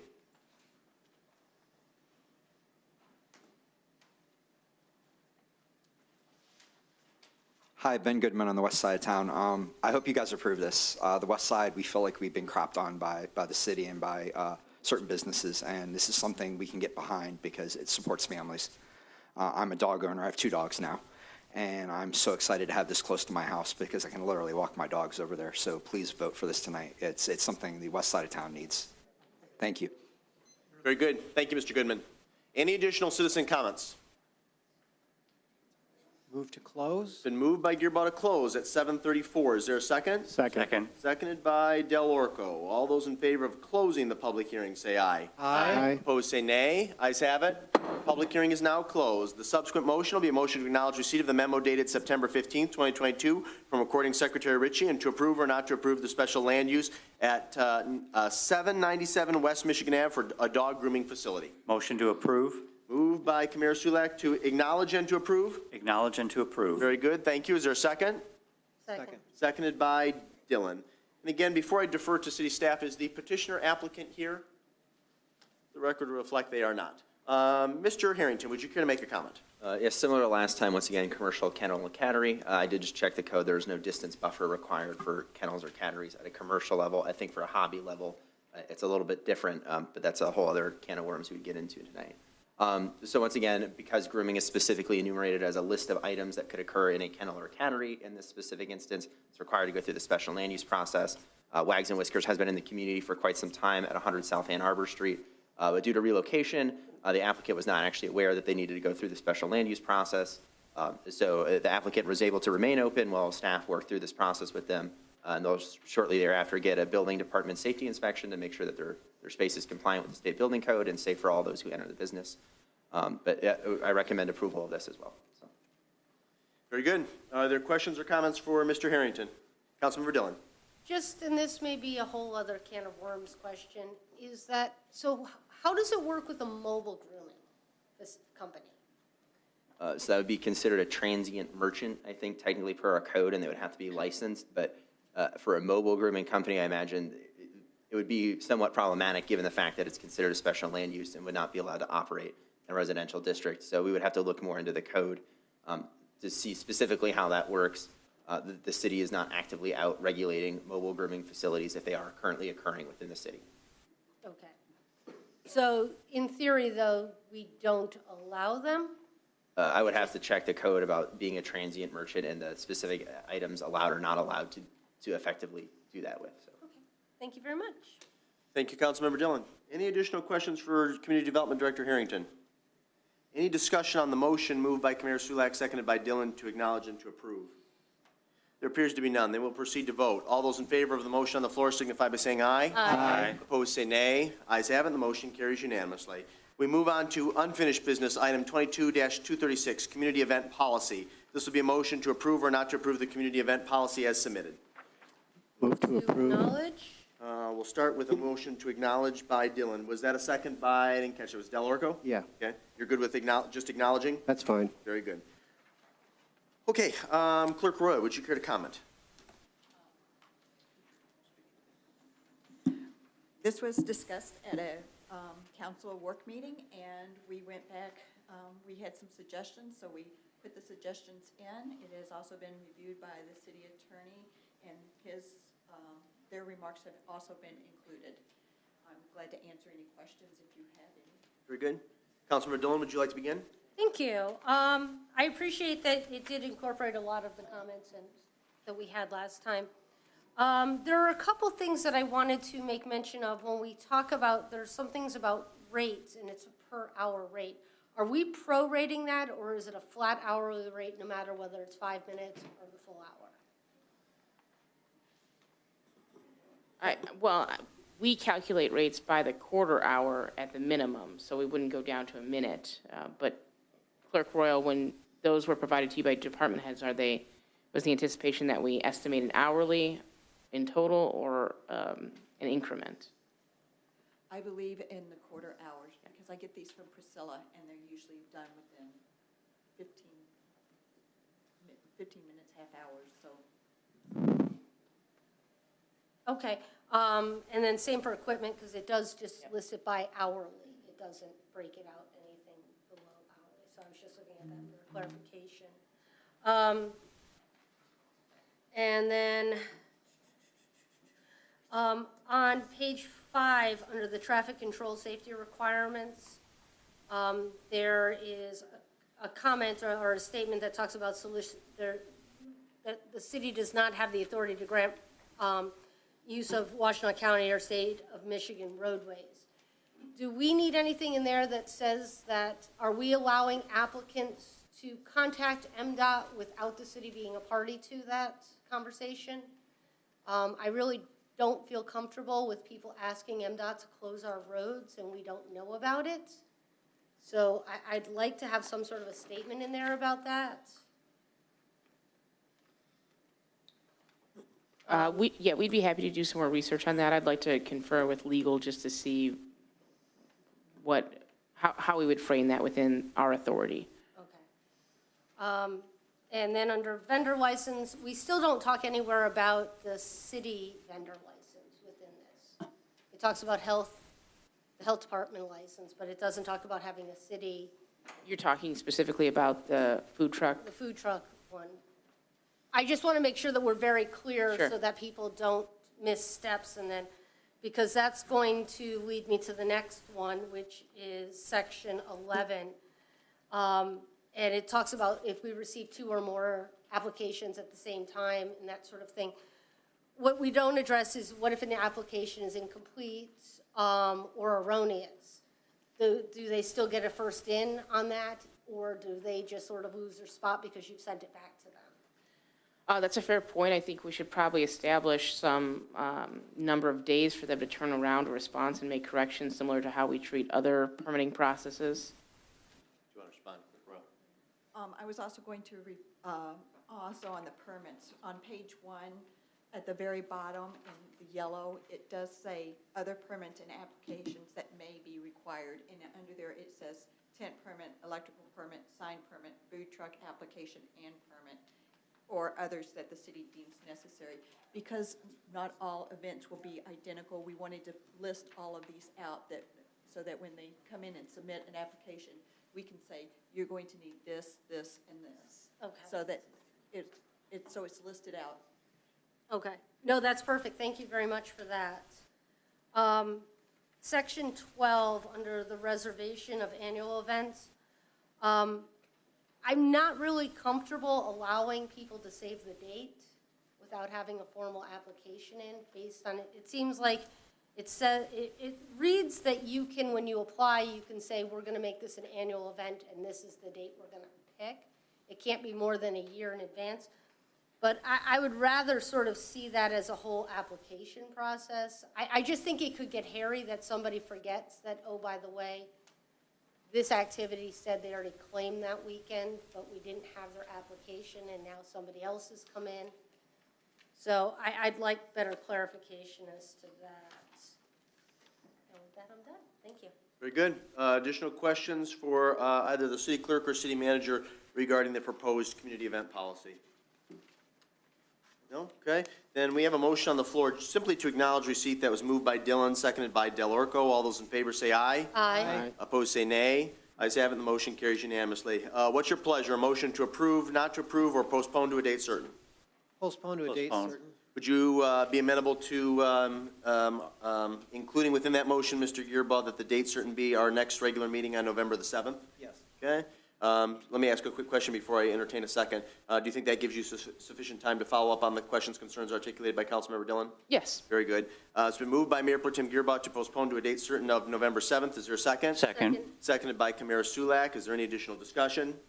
There appears to be none. All those in favor of postponing, say aye. Aye. Opposed, say nay. Ayes have it, the motion carries unanimously. We move on to unfinished business item 214, rental inspection ordinance, second reading. This will be a motion to acknowledge receipt of the memo from Community Development Director Harrington and to approve or not to approve the second reading and adoption of ordinance number 844. Move to acknowledge receipt. Moved by Mayor Pro Tem Gearboss, simply to acknowledge receipt. Is there a second? Second. Seconded by Delorco. I'll get you on the next one, Councilmember Dillon.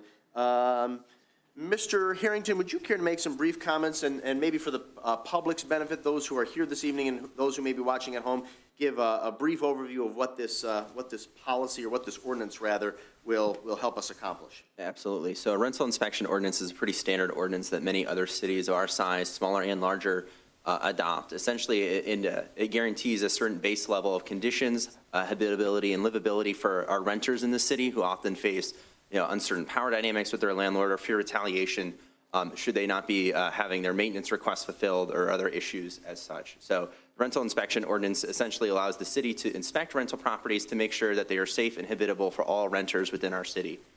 The policy is designed to be as cost neutral as possible, not be cost impactive to the landlord themselves, and as I mentioned, really ensure safety and habitability without the city. The city pursued this ordinance after numerous concerns across various different rental properties around the city regarding safety and the welfare of our residents, including roofs falling in, basements with exposed electric, as well as standing water for 6 months plus. It really is and has become a tremendous issue in Saline. So this allows the city to proactively address these concerns and ensure the safety of all of our residents, regardless of economic standing or ability to purchase a home in our community. Very good. Excellent overview. Mr. Gearbo, would you like to begin with comments or questions? Yeah, my first question is regarding the appeal process and the time period. It appears that it's 10 days in which a written request has to be submitted, and then, of course, then it goes to the council for the review. Is that sufficient time based on our current staffing and issues? So the benefit of this specific ordinance, too, is that we're partnering with Code Enforcement Services from Carlisle-Wortman. Their increased capacity and dedicated staff members specifically to Saline for this rental inspection ordinance will assure that we have the staff necessary to fulfill these requests. And again, I think we had this concern before, so how, in 10 days, and because most council meetings are 14 days apart or more, how will that scheduling and everything be done, and with whom?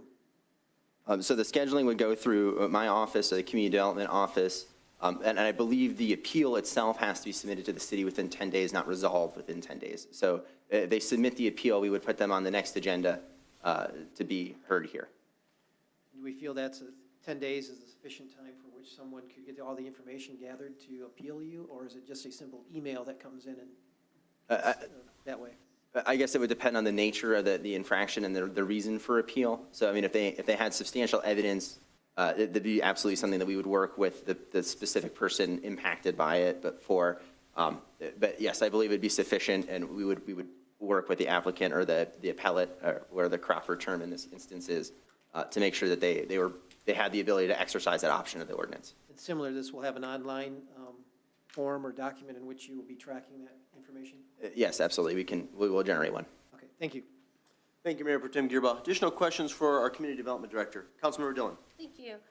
Mr. Harrington, can you just confirm there have not been changes to the document between the first reading and the second reading? There have been no changes to the document between the first reading and the second reading. We did post it on the city's Facebook page for feedback. It was also at the coffee hour last Wednesday, I think it was Wednesday, where we received some more additional feedback or concerns. Thank you. And then the fee schedule, is that in line with other communities? I know there was a little bit of comment about that at the town hall meeting. Right, and Mr. Radzik from CES Division of Carlisle-Wortman also talked about it. It's very similar to the fee comparability that they've had in other communities, and as well as it ensures that the city is not actively losing money by doing these inspections either. Okay, that was my third question, was it is cost neutral to the It is by design cost neutral. We're not making money or losing money off it. The sole intent is to ensure the safety of our residents. Fantastic, thank you very much. Thank you. Unless Mr. Kamara-Sulak or Mr. Delorco have questions or comments, they do not. I'll come back to you, Mayor Pro Tem Gearba. Just one clarification to make sure that this has met all of our legal review and that everything in here is enforceable. We've had problems with ordinances in the past. So I would say this is one of the most legally reviewed ordinances that we have had. Mr. Radzik is definitely well-versed in this, but we also brought in our prosecuting attorney, Jesse Ojak, who would handle any cases that would potentially arise out of this. So, you know, everything is worked down to a T to make sure that it is in fact very enforceable, very fair, and would hold up in a court of law regardless of how a judge may decide on a specific case. Thank you. Any additional questions or comments? Then we have a motion on the floor moved by Gearboss, seconded by Delorco to simply acknowledge receipt. All those in favor say aye. Aye. Opposed say nay. Ayes have it, the motion carries unanimously. Is there a subsequent motion to approve, not approve, or to take some other subsequent action? Move to approve? Moved by Dillon to approve ordinance Second. number 844, and that's seconded by Kamara Sulak. Is there any additional discussion on this motion?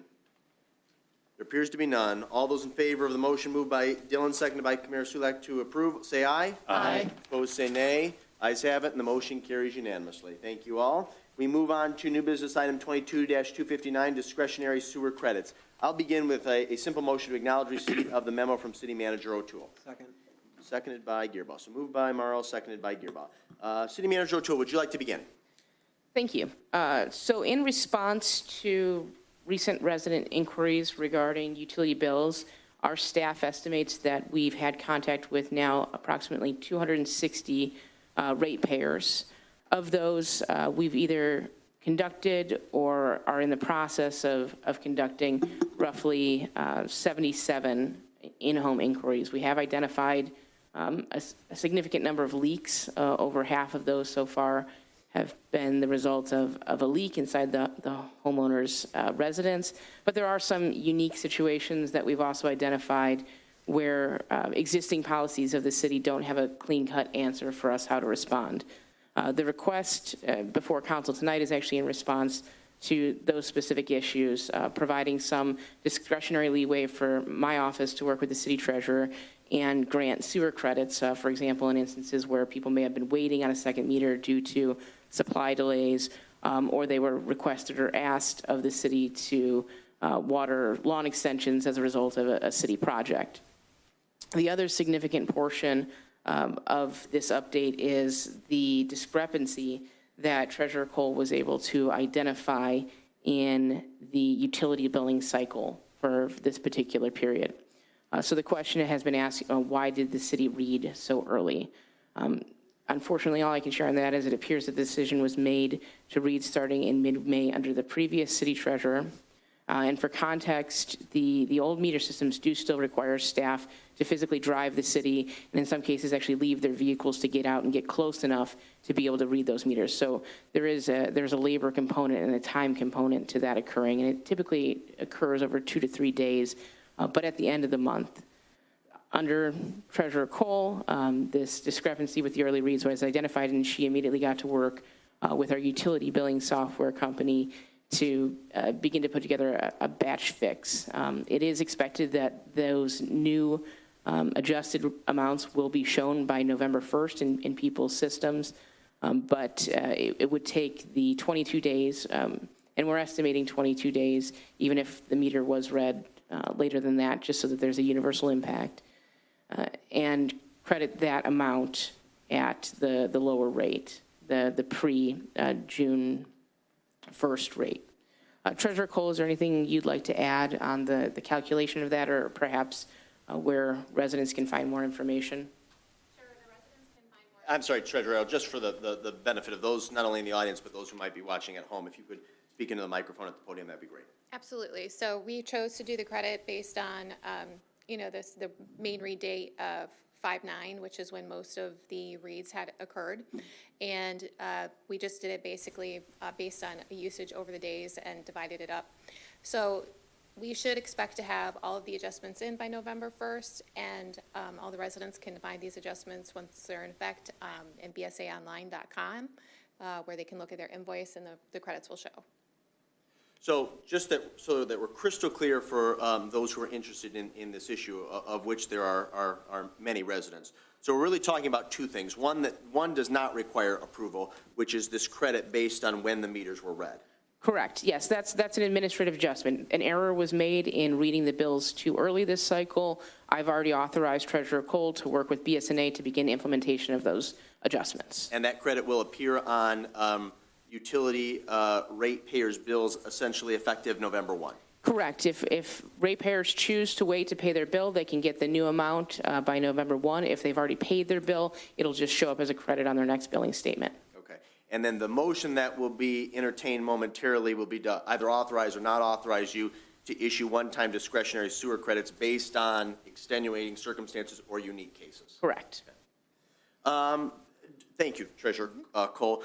City Manager, a couple things that were brought up during the public comment portion of tonight's meeting, which bear responding to. One was in reference to the Baker-Tilly analysis about future rates. Can you confirm for those in the audience and those who may be watching at home that nothing is inevitable and that rates are actually set by City Council? That's a policy decision that's done every spring. Absolutely. And one thing I'll also reiterate is that Council has already retained Baker-Tilly to renew and refresh this rate study. And we do have new assumptions because we know more information now about the project and more specifically the interest rate that we're likely to receive for this loan program, which is less than what we had originally anticipated. And that will ultimately help to reduce the overall cost now that we know that the interest rates are lower. We're also asking Baker-Tilly to look at a variety of different scenarios as part of this second look at the rate study, and that will include whether or not there's any projects or portions of the projects we can perform at a later date or defer for this particular time to help smooth the costs out over even more time. But also I'd ask them more specifically to tell me exactly what we would need to achieve in terms of state and federal aid to completely eliminate the need for this year's rate increases. And I expect they'll report on that by our November 7th meeting. Very good. And the suggestion was also made during the public comment period about aggressively pursuing additional revenue streams to help with the rehabilitation of our wastewater treatment plant. Let me throw some numbers, some figures at you and have you respond, confirm. So one, we did apply this previous year for an $18 million federal appropriation. Unfortunately, that was not received, but it is our intent to apply for that same dollar amount beginning in the 2023 calendar year. Correct.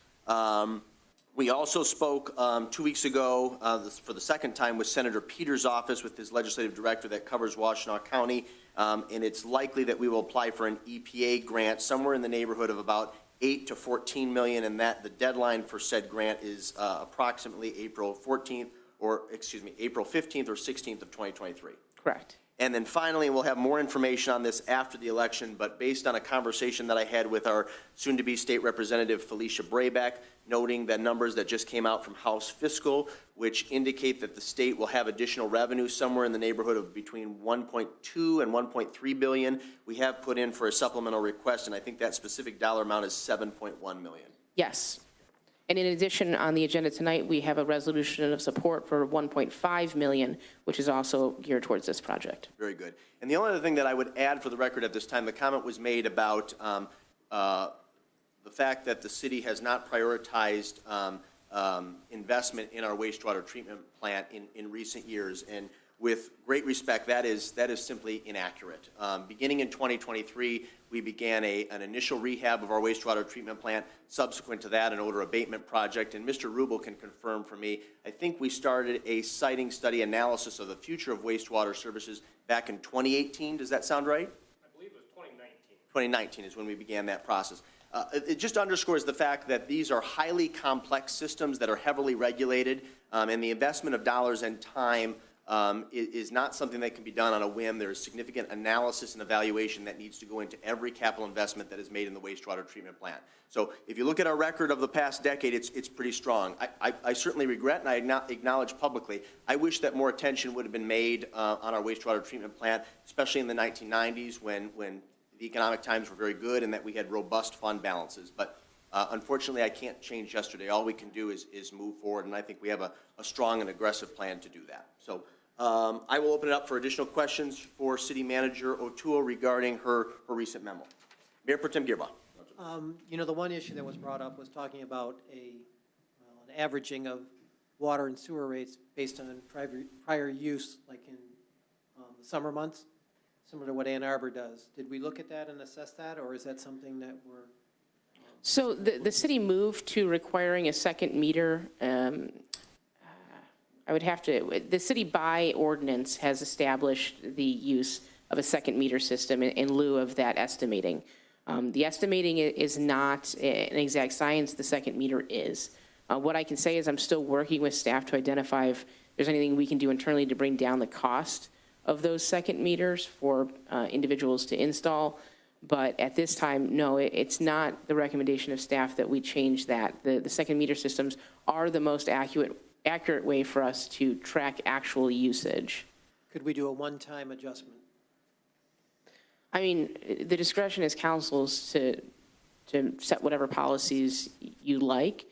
So if you would like staff to identify manual adjustments, I will say you would need to make a decision about the people that do have second meters, since they already have really received that adjustment. Right, I mean, in that situation, you would exclude those secondary meters because they were not charged any sewer fee. It would only be the ones that had their regular meters, which would have been charged for the additional sewage cost as a result of not having that separate meter. Yes, but again, you know, there's no exact science to that. You don't know if you're giving people more or less of a credit because the second meters are the only way to tell what exactly has been used. Can I, Mayor Pro Tem Gearby, I don't know if you have anything else to add on that. Go ahead. I would like to jump in. I would like to have a more focused discussion on that particular recommendation in a month's time with some additional analysis from staff. And hopefully we could make a policy decision in 3 weeks' time when I anticipate having a full council present at that meeting.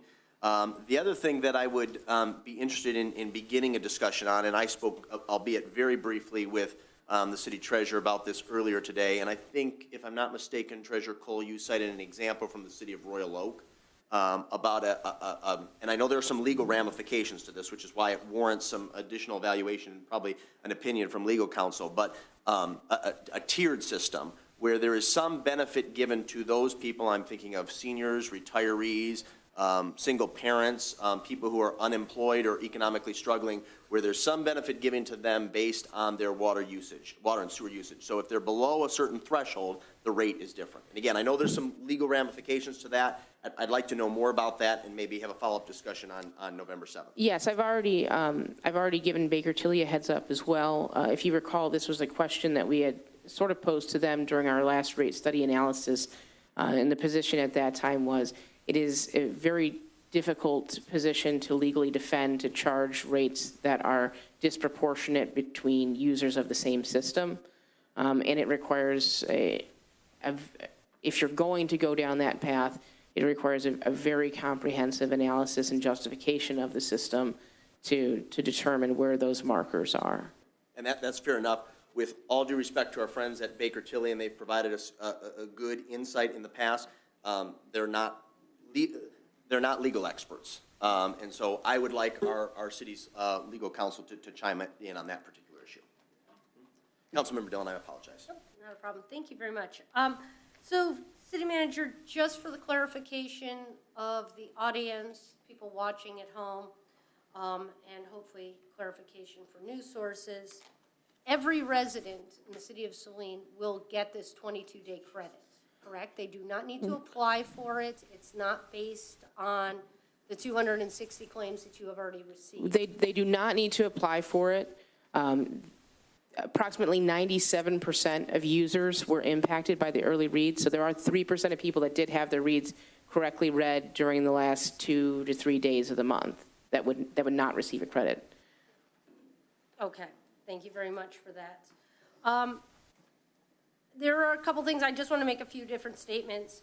And it's fine that the public there's a big outcry towards council about the rates. We did set the rates.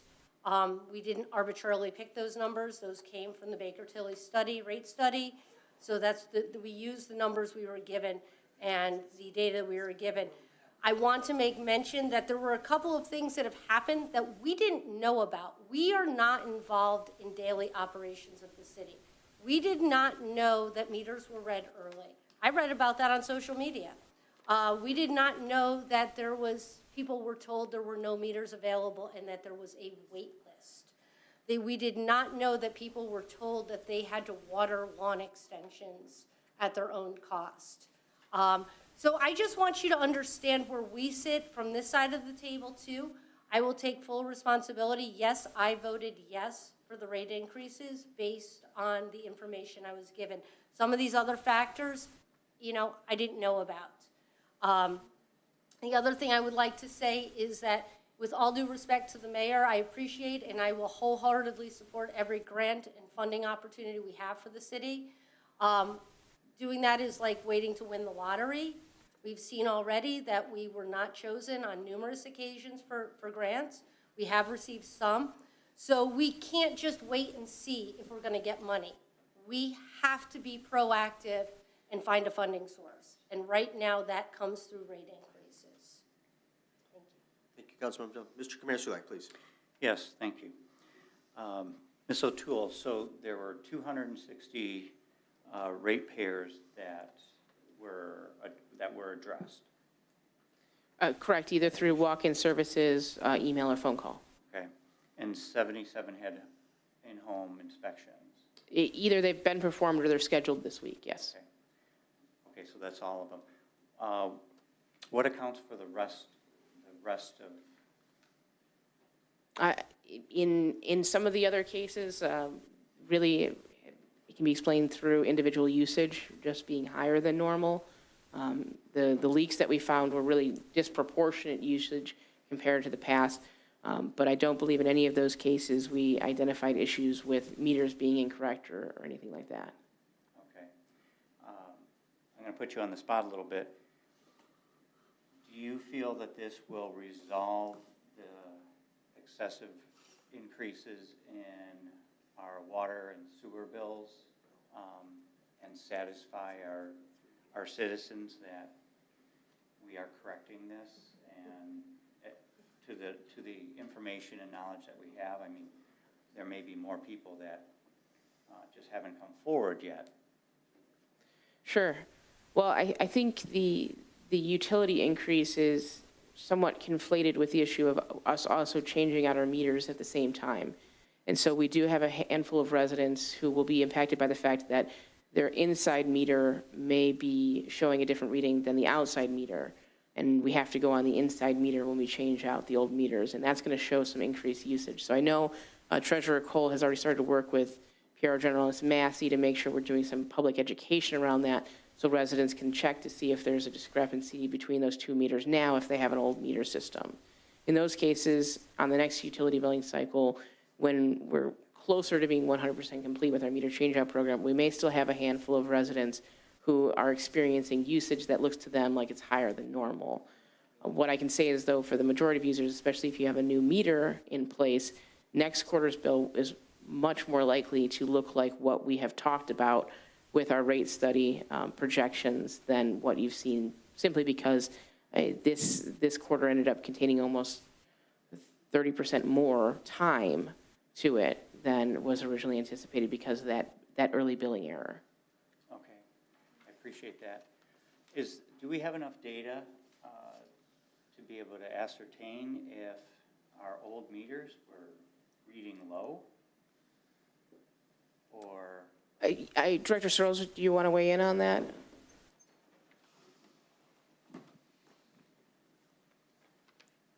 Ultimately, when we get the adjustment on the read cycles into the right amount of days, we can come to the exact percent loss in inaccurate reads due to old meters. What we're finding right now, and I'll just add to what we've been talking about, when the rates were much, much lower, there was less concern. As DPW has been going out to houses, the residents, we're helping find some leaking toilets. In some cases, have been leaking forever because the previous bills from the years prior were the same consumption. Now with the rates, we're going to see a lot more attention focused on water conservation. We have found leaking toilets. We have found leaking outside hose bibs. At these rates, no one's going to really be happy with that. And just to speak on the meter shortage, there was a shortage in backflow assemblies in the industry. We couldn't get them. Plumbers couldn't get them. No one could get the devices that are required on the irrigation systems. We feel that we have all the meters that we're going to need as people come through and get their irrigation meters. And I really would like to have a turf expert help me work with public messaging on just how much we should be watering our lawns. One thing that I think might be happening, we get new construction, we get an irrigation meter, we program the irrigation system to keep sod or establish new turf, and they're never adjusted back to maintaining the turf once it's established. 15 minutes of watering through a 3/4 inch irrigation system is a lot more water than 15 minutes at your sink through a 3/8 line and an aerator. I really want to spend more time messaging to the public as I get the information that I don't have as far as irrigation. I don't think we need to put the water on to make them look like a golf course once they're established. Right. It's something I want to do more of. I'm just trying to understand the significance of the bill increases that so many people have experienced, that it seems that it's more than, leaking toilets and I mean, that can account for a certain amount, and then the 22 additional days, it feels like there's something else that's missing. Well, we add those extra days, that makes the highest use of the season compared to the lowest use of the season. We took 22 days and added to that. So if you look at your bill this cycle and then the previous one, it's huge discrepancy. If you look at this one 4 cycles ago and then 8 cycles ago, it's not as far out of line. This is the summer use. This is where we're using the majority of our water. Add extra days on it, and it's not happy. So you feel that accounts for the majority of the? Some of it. Because the number of people that have, their bills have doubled or tripled is obviously very, very alarming. Yeah. And I'm hoping that people can have a better understanding and that we can provide the information that accounts for those massive changes. And we're gonna continue to look and measure everything. The consumption on all the bills has been recorded in BS&A for a long time, so we have several years look back ability. I know you're on it. I know our city manager and many staff members are on it.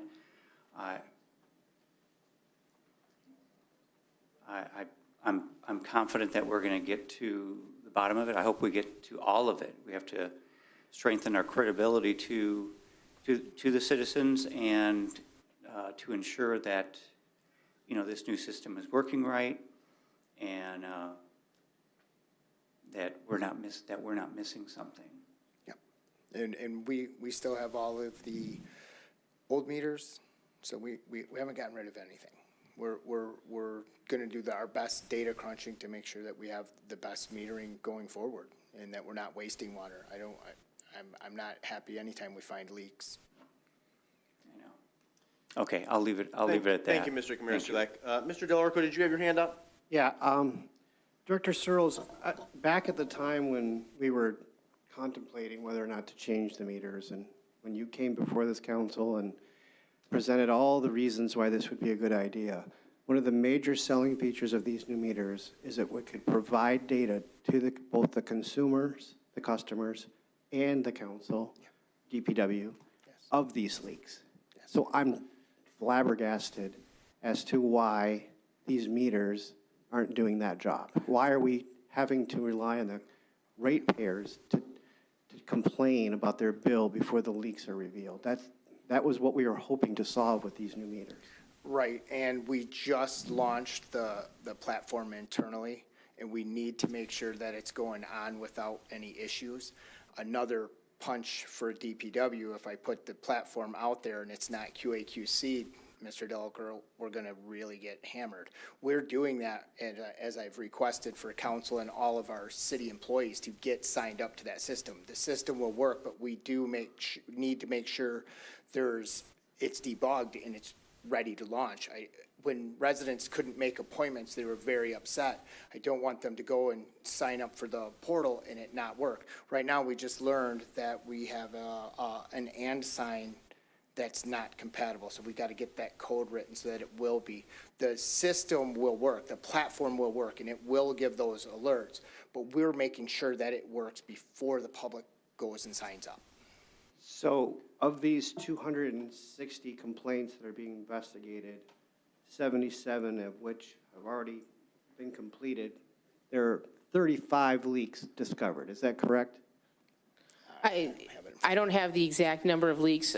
Priscilla's roughly response to me half. was more than half, yeah. Okay, so that's a fraction of what we're seeing as far as the issues that we're concerned with here. There's a lot of things going on between the inappropriate amount of time they were billed at the higher rate and the conflation of the second meters going in at the same time as the rate hikes. Do you anticipate that there'll be a lot more of these 260 complaints ascribed to leaks? Or I feel like there's something else we're missing here. Mr. Delrico, the majority of the complaints were their water bills were high. I mean, they were high, and that was what the majority of the complaints were. And as we went through, the reason we don't have more leaks is that's not what caused it. What caused the call was the rates were high, and what people were paying was much higher than they paid last cycle. That's what the majority of the calls were. We are going to answer the phone, and we're going to troubleshoot everything that comes our way just to make sure that it's actually water being used. From our perspective, though, we have to answer to why the rates are so much higher than what was promised, the 34% increase or the $81 per quarter. That did not turn out to be the case, and that's what we have to figure out. So if I may weigh in here, again, we had 22 days of a billing cycle in a billing cycle that's normally 91 to 93 days during one of the driest summers in recent years. So highest usage we're probably going to see regardless was this summer billing period, compounded with the fact that now the billing rate was higher. I do think that there is a significant portion of people whose usage looks much higher because of that issue. And again, that would be corrected in the subsequent billing cycle because Treasurer Cole is very much committed to making sure we never go outside of that 91 to 93 day range again. The other issue, again, is that meter change out.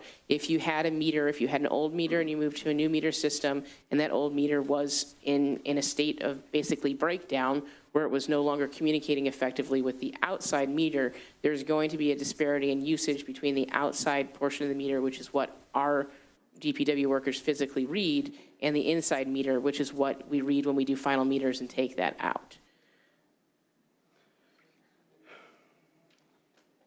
So I think between those issues, yes, you could explain a good portion of the usage that some users are experiencing in terms of high usage, not just high rates. Right.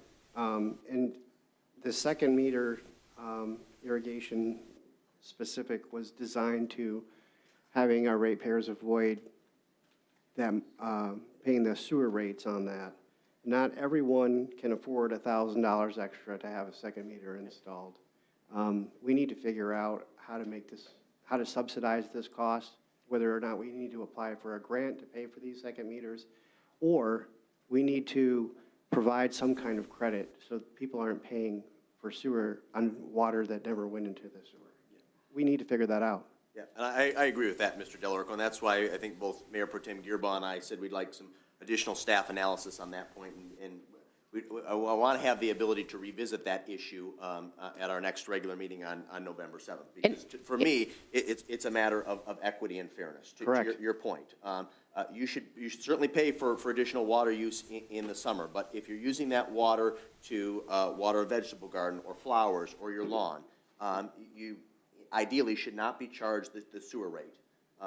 For that usage. But that's something that we'll have to do some additional evaluation and investigation on, but we will revisit that on the 7th. If I can just wrap this up.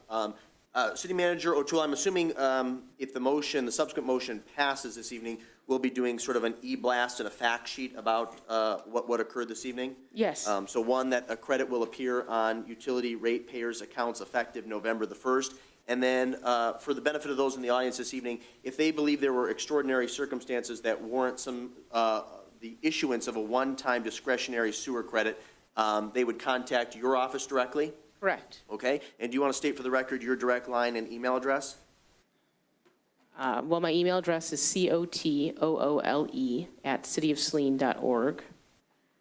You're the one that has all the directory lines memorized. Let's see. I don't have your extension. The main number, of course, would be 429-4907 is extension 2211. 2211, okay? So 2211. Oh, thank you, Councilmember Dillon. Yeah, so to repeat, cotoole@cityofsaline.org, direct line is 429-4907, extension 2211. And just for the public's benefit, we will revisit this issue on November 7th as either a action item or a discussion item, and therefore you'd have the opportunity to speak to the issue at both the beginning and end of the meeting. And also in the meantime,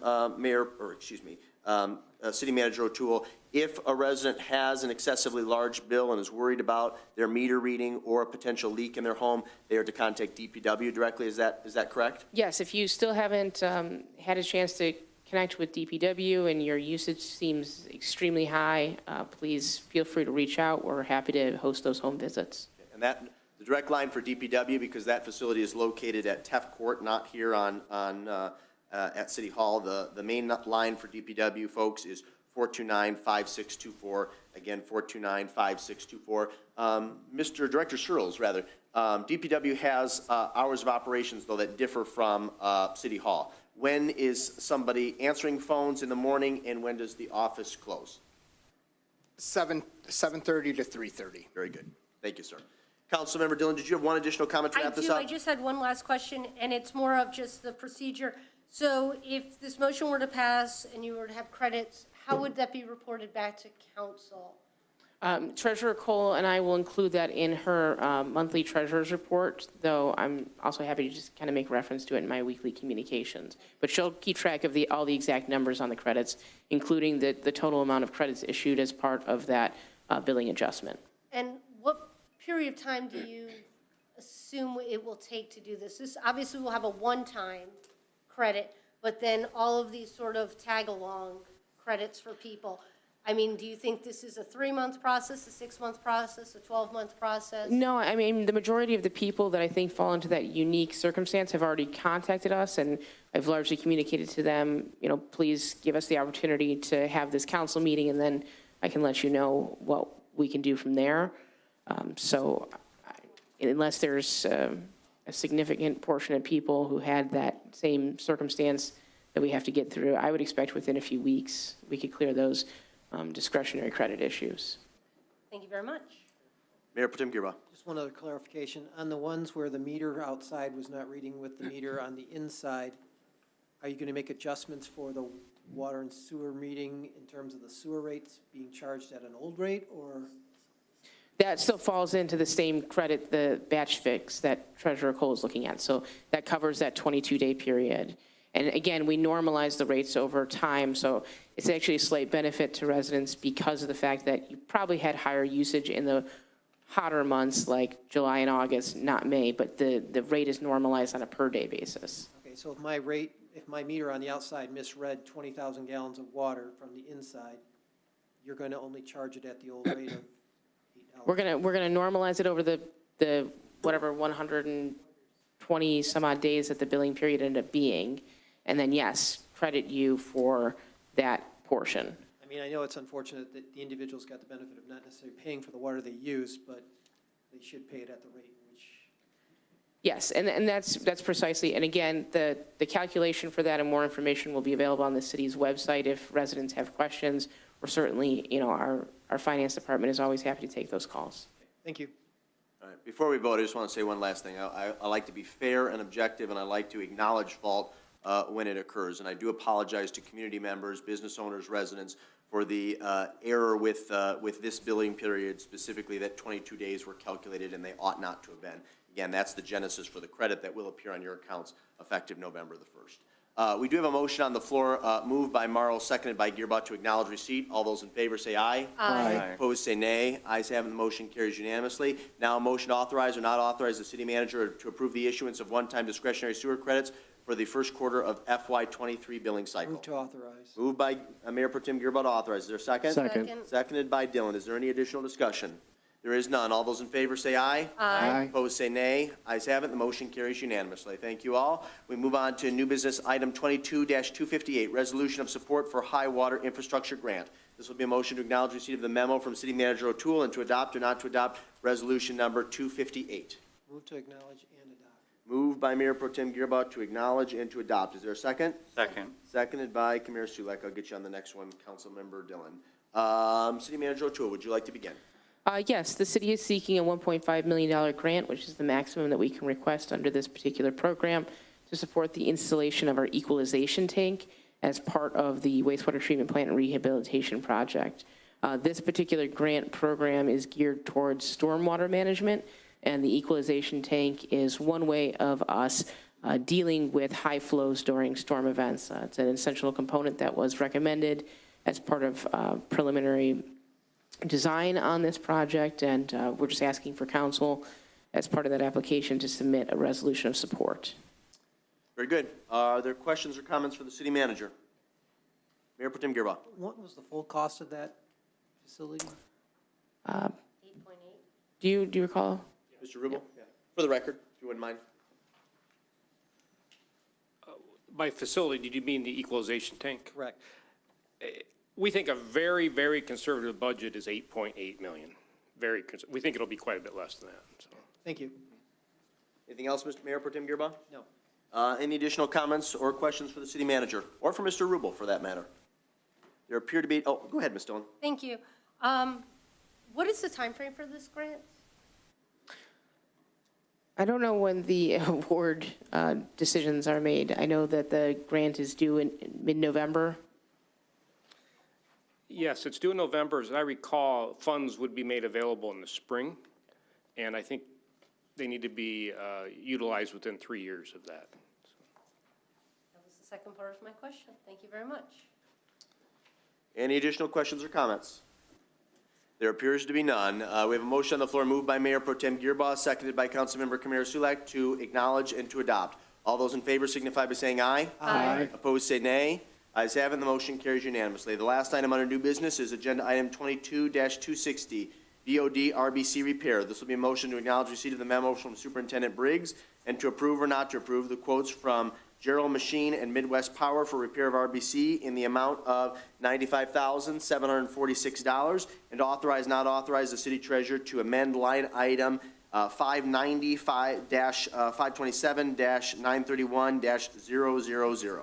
Move to acknowledge, approve, and to authorize. Been moved by Mayor Pro Tem Gearba to acknowledge, to approve, and to authorize. Is there a second? Second. Seconded by Dillon. Superintendent Briggs, would you like to begin?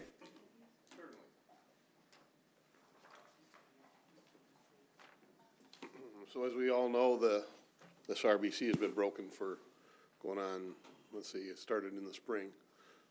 And we, actually before the spring, because in April we were supposed to have it repaired and that fell through. So we've been striving since that time to try and find a way to get it done that doesn't cost an extraordinary amount of money. And we have found a machine shop, Gerald Machine, that's going to do a very reasonable job, we believe, of manufacturing the part. It's going to be about $16,000, give or take a little bit.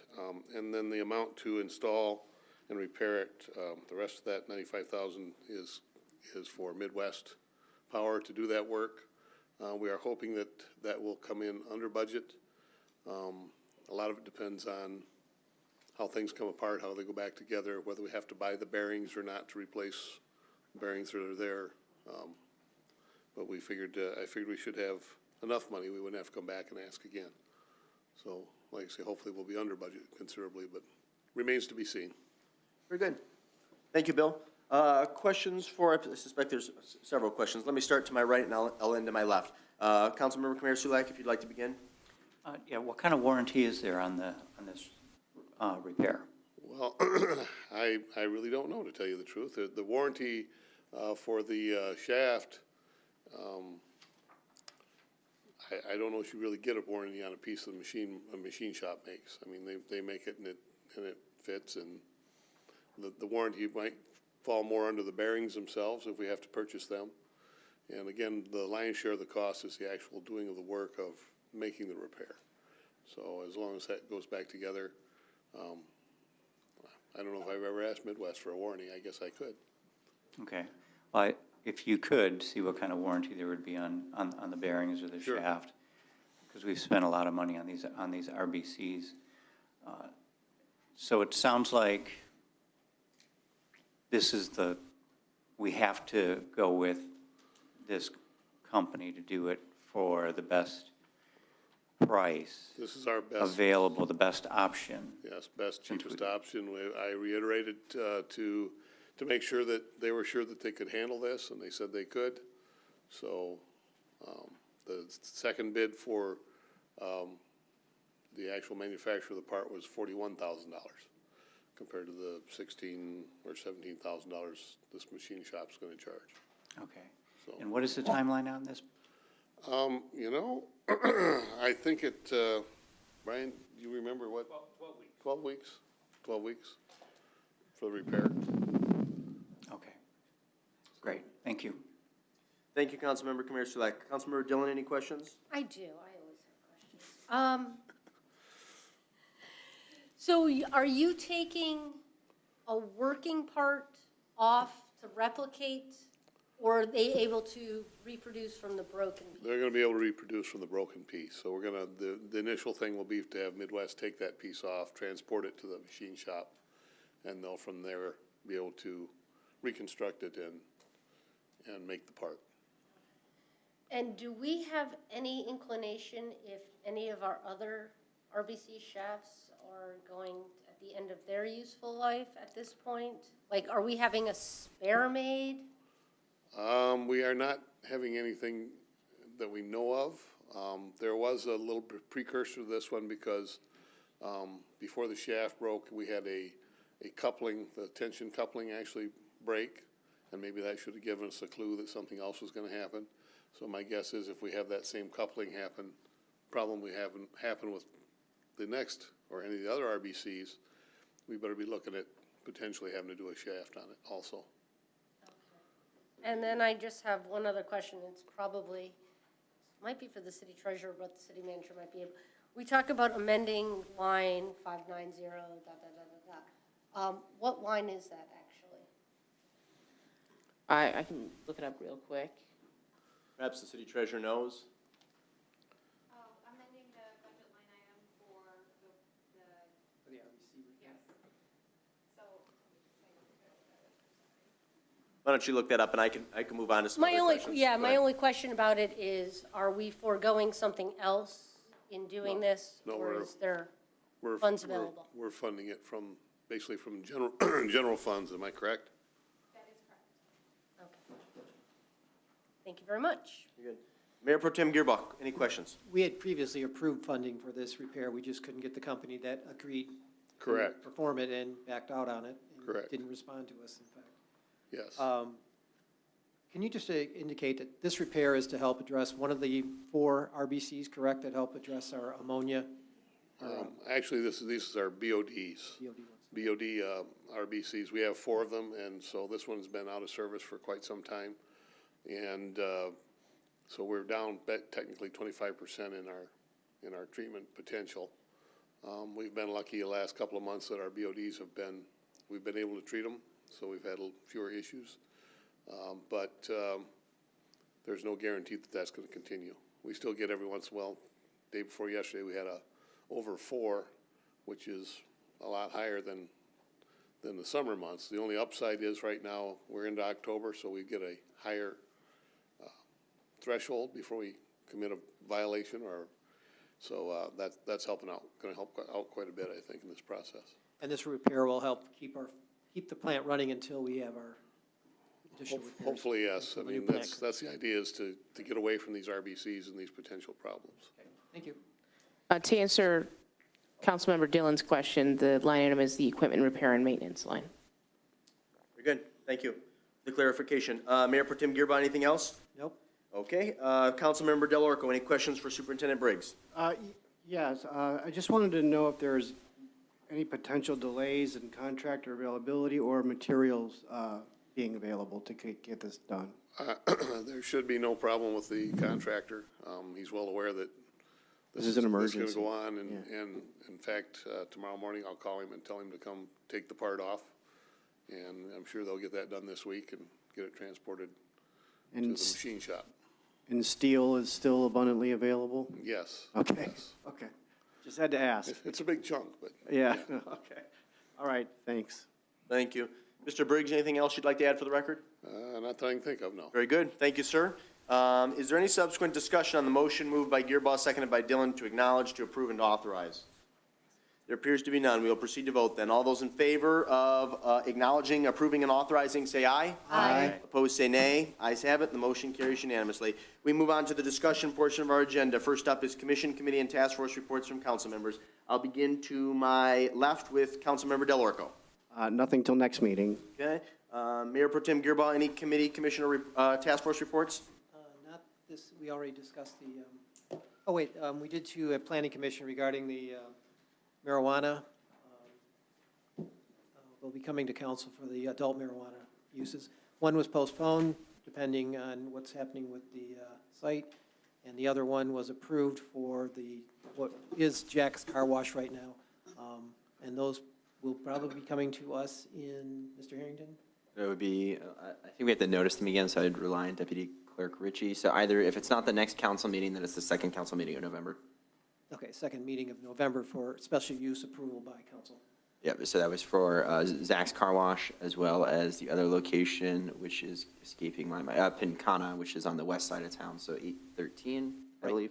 Right. And then 751, which is formerly Mickey's, was postponed. Yes. Anything else, Mr. Gearba? Nope. I just have one. There was actually a working majority of council at the most recent fire board meeting. Myself, Councilmember Dillon, who's the permanent rep on the fire board, Mr. Del Orco, who's the alternate, and Mayor Pro Tem Gearba. We had a work meeting at 5, a regular meeting at 7. The work meeting was actually the more substantive. We had we began a discussion, on a more equitable funding stream for the Saline Area Fire Department and modifications to the intergovernmental agreement. Those issues will be revisited at our next regular meeting on December 7th, with a work meeting beginning at 5 p.m., followed immediately by our regular meeting at 6. That was because of the large group. It was held in the bay of the fire hall, and I expect that the December 7th meeting will be in that location as well. And those meetings are open to the public, so if you're interested in learning more about the future of the Saline Area Fire Department, I would encourage you to attend. Councilmember Dillon, any commission, committee, or task force reports? I really don't think I do, because HDC, the Historic District, meeting was postponed, so I'll report on it in our next meeting. Easy enough. Councilmember Kamara Sulak. Yes, the DEI committee will be holding a Day of the Dead celebration on November 2nd from 6 to 7:30 at the 109 Exchange. There'll be more information coming, and look for that. And the Saline Youth Council meets tomorrow, so that's all I have. Very good. Let's transition into reports and other announcements. And if I may be so bold, Mr. Harrington, I'm actually going to end with you. And if you could report out for the public's benefit on our upcoming town halls, reference the master plan and why it's important for the public to participate, that would be greatly appreciated. Mr. Del Orco, any reports or other announcements? Not at this time. Mayor Pro Tem Gearba. You mentioned it, the master plan. Okay. Councilmember Dillon, any reports or announcements? No, that was it. Okay. Mr. Kamara Sulak? Nothing further. That's all you, Mr. Harrington. Absolutely. So the city's beginning its master plan process. The master plan is a document that the city has to update or otherwise approve every 5 years. So what it does is it sets out the prerogatives of the city, primarily focused on what are our development objectives, where are we plan on growing, and it primarily centers around how we're using the land, not only the land that the city owns, but the land that's likely to change hands, how things have developed over the past 5 years. So we create a future land use map that's actually really crucial to the operations of the city for zoning purposes. Although it doesn't touch on infrastructure issues such as water or roads directly, it often talks about them tangentially. What is our capacity for growth? Where do we hope to grow? How large does the city want to be? What amenities do we want to provide our residents? How should we be using our parks? How should we be using our city-owned land? So this update, after meeting with our steering committee that was commissioned by the Planning Commission, we're going to be focusing on 4 big topics. So downtown in general, transportation, which would include items like how do we get our most in-need residents from out of the city if they can't rely on an automobile. So transit would be one option. Non-motorized vehicles, bike paths, pedestrian paths, sidewalks, things like that. Housing policy, the city's currently considering ADUs as a potential amendment to our zoning code, so how are we going to accommodate that? What kinds of housing opportunities do you want to see? And then lastly, environment, sustainability, resilience, and then essentially an encompassing look at our use of green space throughout the city. Once again, that could look at everything from engineering standards for site plan reviews to, well, how do we use our park spaces currently? And the Parks Commission, it's done somewhat in conjunction with the Parks Master Plan as well. So our two town halls on this topic will be on October 27th, which is 10 days from now, as well as November 15th. Both will be hosted at the Liberty School, and it'll be a breakout session. So out of those 4 topics, you can choose 2, or you can stick with 1, or you can bounce between all 4 to provide your feedback on. If you're unable to attend, I strongly encourage you to email or reach out to me, bharrington, BHARRINGTON, at cityofsaline.org to make your comments known on any of those 4 things. They will be reviewed. They will be included in the plan.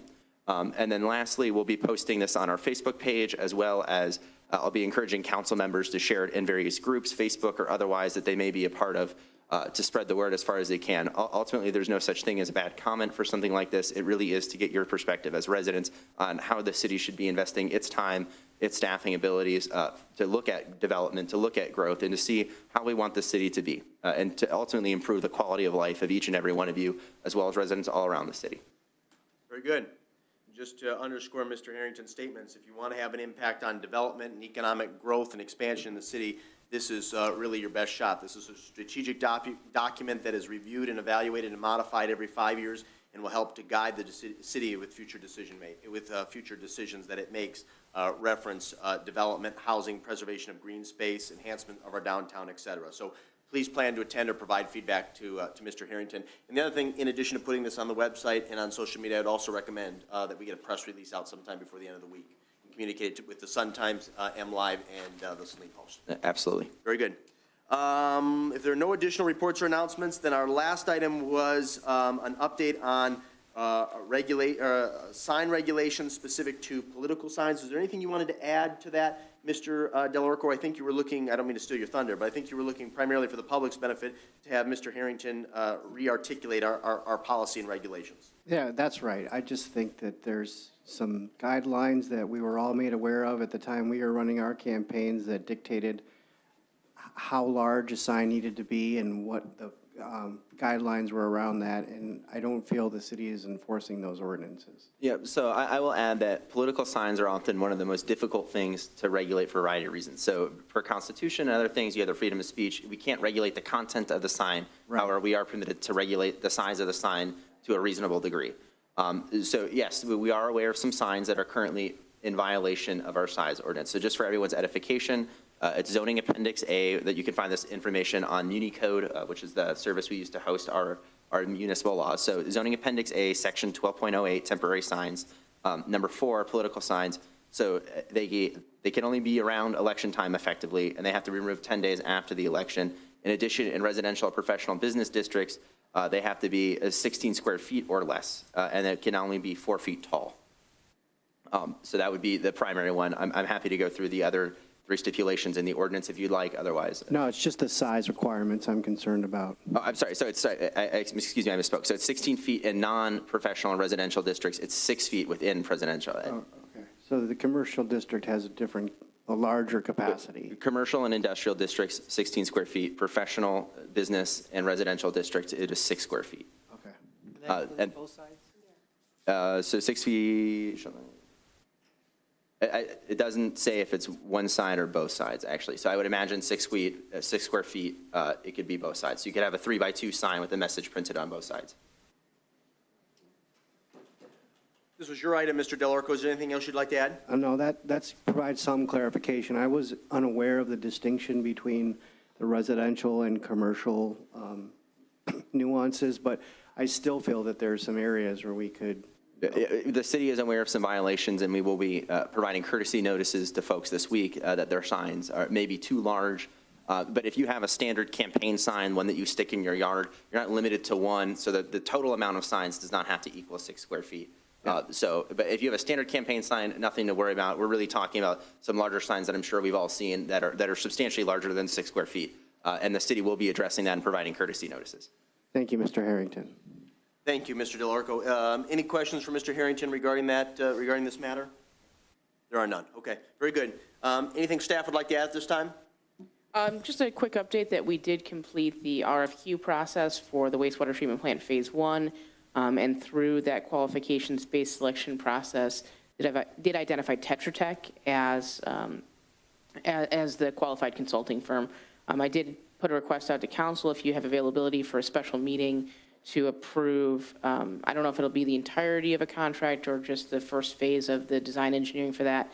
The faster we can get that approved, the faster we can get to work. And as you know, we have a very tight deadline for SRF funding to get to bid. So if you have the 24th, the 25th, or November 1st available, please let me know. Very good. Yep. If you could let City Manager O'Toole know by the close of business tomorrow at the very latest, that would be great. If there's nothing further to be brought before City Council this evening, we come to the second public comment period. And at this time, you're free to speak about whatever's on your mind. Under the Open Meetings Act, any citizen may come forward at this time, make comment or question to City Council. This public comment period will be limited to 3 minutes per person. Anyone who would like to speak is requested but not required to state his or her name and address for the record. And you will have 3 minutes. Mary Hess.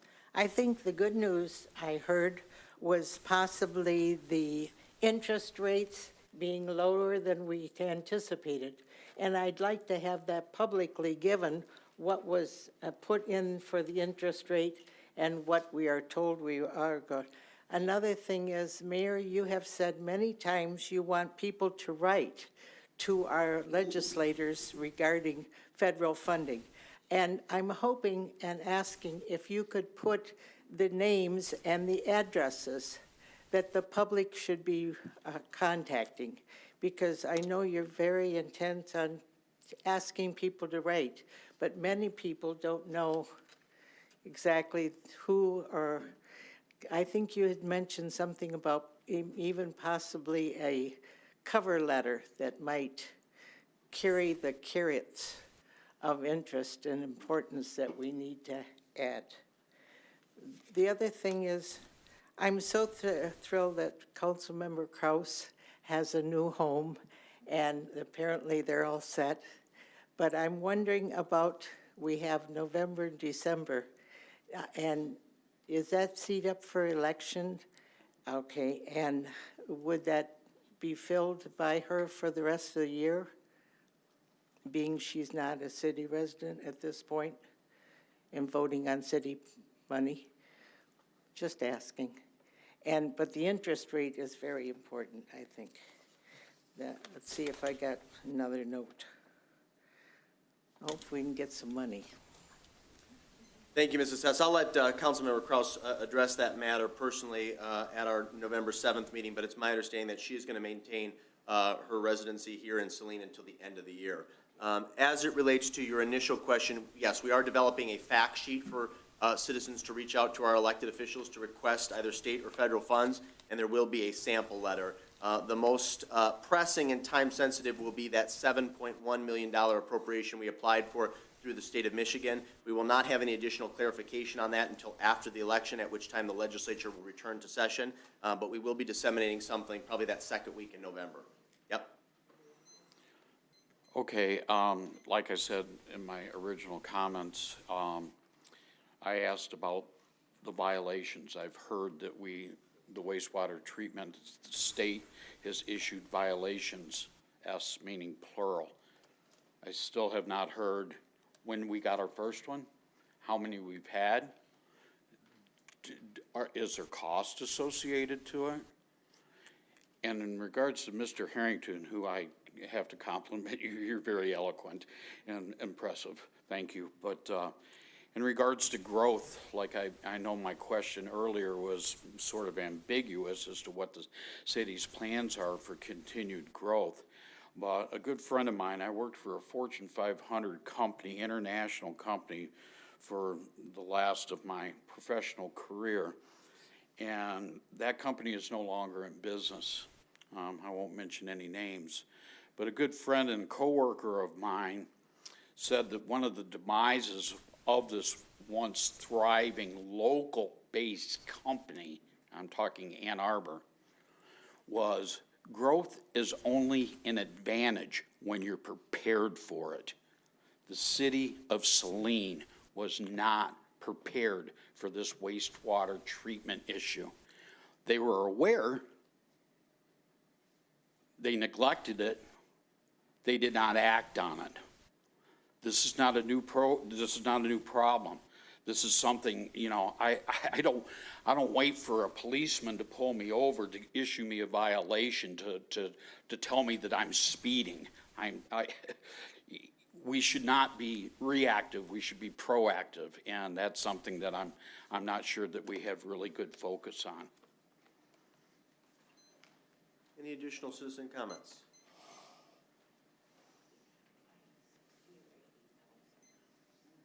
Hi, everyone. Nicole Rice from the North Ann Arbor Street Historic District.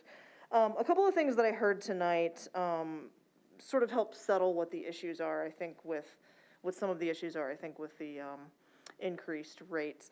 But I do want to, as a citizen, reiterate Mr. Delorco and Mr. Kamara-Sumac's thoughts and feelings that it still feels like there's something missing here. There still feels like numbers are off, something's a little out of whack. What I would recommend from the city, as you continue to discuss this and as you continue to work on solutions, is also work into a plan on how to communicate sort of an after-action report to the citizens. What went wrong? How did it go wrong? You know, we heard, you know, it was summer, the meters were read early, the meter change-out kind of messed it up, like, boom, it just kind of blew up. And I think the rest of the citizens would like to, you know, those who didn't hear tonight's meeting or those who aren't going to hear through the grapevine, would like to hear from our city, you know, oopsies, this is what happened, here's how we're going to fix it, and then here's how we're going to plan for these types of things in the future. My recommendation would be when we hire these consultants, build into our requests from them some sort of a communications plan. Risk communication. What if it goes wrong? What if something, you know, what if the numbers are off? You know, what if we're still missing a piece that, you know, the citizens don't understand? You know, paying, I'm certain Tetra Tech has a communications department, and paying, you know, for some initial consultation on those types of communications, and then the PR generals can put those communications out should they take place. So that's one of my recommendations. My second recommendation is about this grant money. I understand that we have spent a lot of time requesting grant money. Writing grants is a full-time job. So I don't know who's writing the grants. I understand that Tetra Tech is helping us with this current one that we're submitting, but I would recommend also investing money into that. We have to spend money to get money, invest more time. You know, I can't imagine if that sits on City Manager O'Toole's plate as something that she has to do. I can't imagine that she's able to give it her full attention and to give it the due diligence that it's worth. So that'd be another recommendation of mine, is to spend a little bit more money on writing these grants in hopes that we can get some of these grants. And then I also, I echo Ms. Hess's comments. As a citizen, any information that you can provide to us that we can copy and paste and sign our names to, make it super simple for the community to send out letters and build a big campaign around that, totally on board. Thanks so much. Thank you. Appreciate the comments. Any additional citizen comments?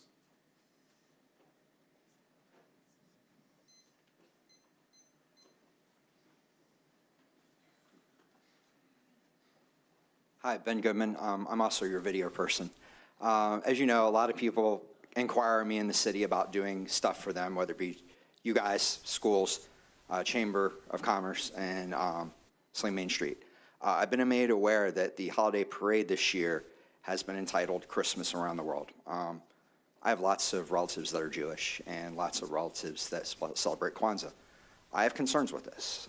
We dictated a couple years ago that this is going to be called the holiday parade.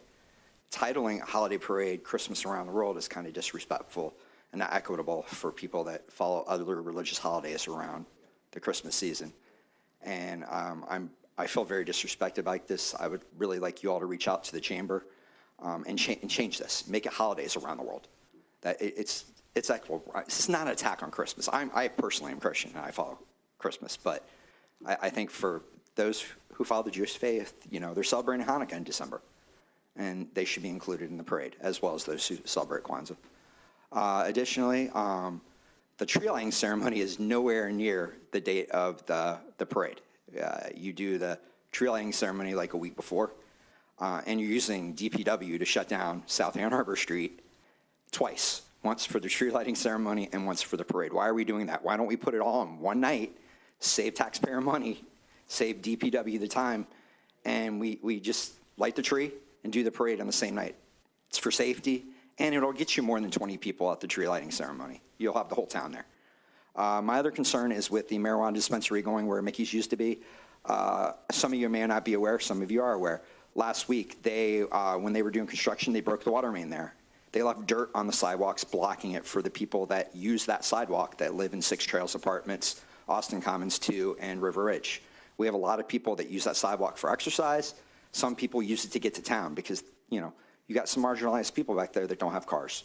The sidewalk's still filthy. They finally moved the bulldozers, but there's still crap blowing around over there. That site needs to be investigated by somebody, and they need to be told to clean it up and respect the residents on that side of town. Thank you. Thank you, Mr. Goodman. Any additional citizen comments? There appear to be none. Let me share a few remarks. Ben, we appreciate your thoughts regarding the former Mickey's site. We'll have Mr. Harrington follow up, but as was articulated at last week's Planning Commission, we do expect the sidewalk to be repaired and the house to be demoed by the end of this week, but we will work with that developer to make sure that those deficiencies are resolved ASAP. I do appreciate the comments about grant writing. That is a priority for the city. We have talked about that in the past. I think that was actually first made mention by my colleague and friend, Councilmember Gearbaugh. But if it's warranted and appropriate, we will certainly seek out additional help in applying for these federal grants or state appropriations. And then finally, based on comments that were made both at the beginning of tonight's meeting at the end, it sounds like there is a desire from the community to do a little bit of a deeper dive on city finances, the budget, and on the expansion of our wastewater treatment plant. I will connect with the city manager and city treasurer tomorrow, and maybe we can schedule, well, not maybe, we will schedule a town hall, a coffee hour to discuss these issues in some depth, hopefully sometime in November. I do want to make one last comment in reference to being proactive on the sewer front. Again, to a point I made earlier, we actually started the process of a siting study which evaluated a new plant connecting to a regional system or rebuilding our existing facility 3 or 4 years ago now. I think we have been proactive on that front. And the other thing that I would note, and I'm not aware of any other municipality that has done this, Mayor Pro Tem Gearbaugh led an effort that also included staff and some community stakeholders and our council colleague, Mr. Del Orco. We did a comprehensive risk mitigation analysis of all city operations with a pretty deep dive into sewer, water, and wastewater, and I'm really proud of that. And an overview of that analysis is available, and it helped us prioritize resources and set goals for the ensuing year. Or years, excuse me. We're also going to be doing something very similar with the fire department in the ensuing months. So something I'm really proud of, and I think it's a best practice and something that should be emulated by other municipalities. The final thing is the city did approve a consent agreement with EGO regarding the wastewater treatment plant. There was a fine that has been reduced and paid associated with that. That document is available, and we're happy to provide that upon request. If there is nothing else, oh yes, we need a motion to excuse the absences of our colleagues because we didn't do that at the top of tonight's agenda. So if someone is amenable, I would entertain a motion to excuse the absences of council members Kraus and Seal. So moved. Moved by Kamara Sulek. Is there a second? Second. Seconded by Del Orco. All those in favor of excusing the absences signify by saying aye. Aye. Opposed, say nay. Ayes have it, and the motion carries unanimously. And is there a motion now to adjourn this council meeting at 8:57 p.m.? Motion to adjourn. Moved, I'll let Gearbaugh be the mover and Kamara Sulek be the second. All those in favor of adjourning say aye. Aye. Opposed, say nay. Ayes have it. Meeting is adjourned. Thank you all.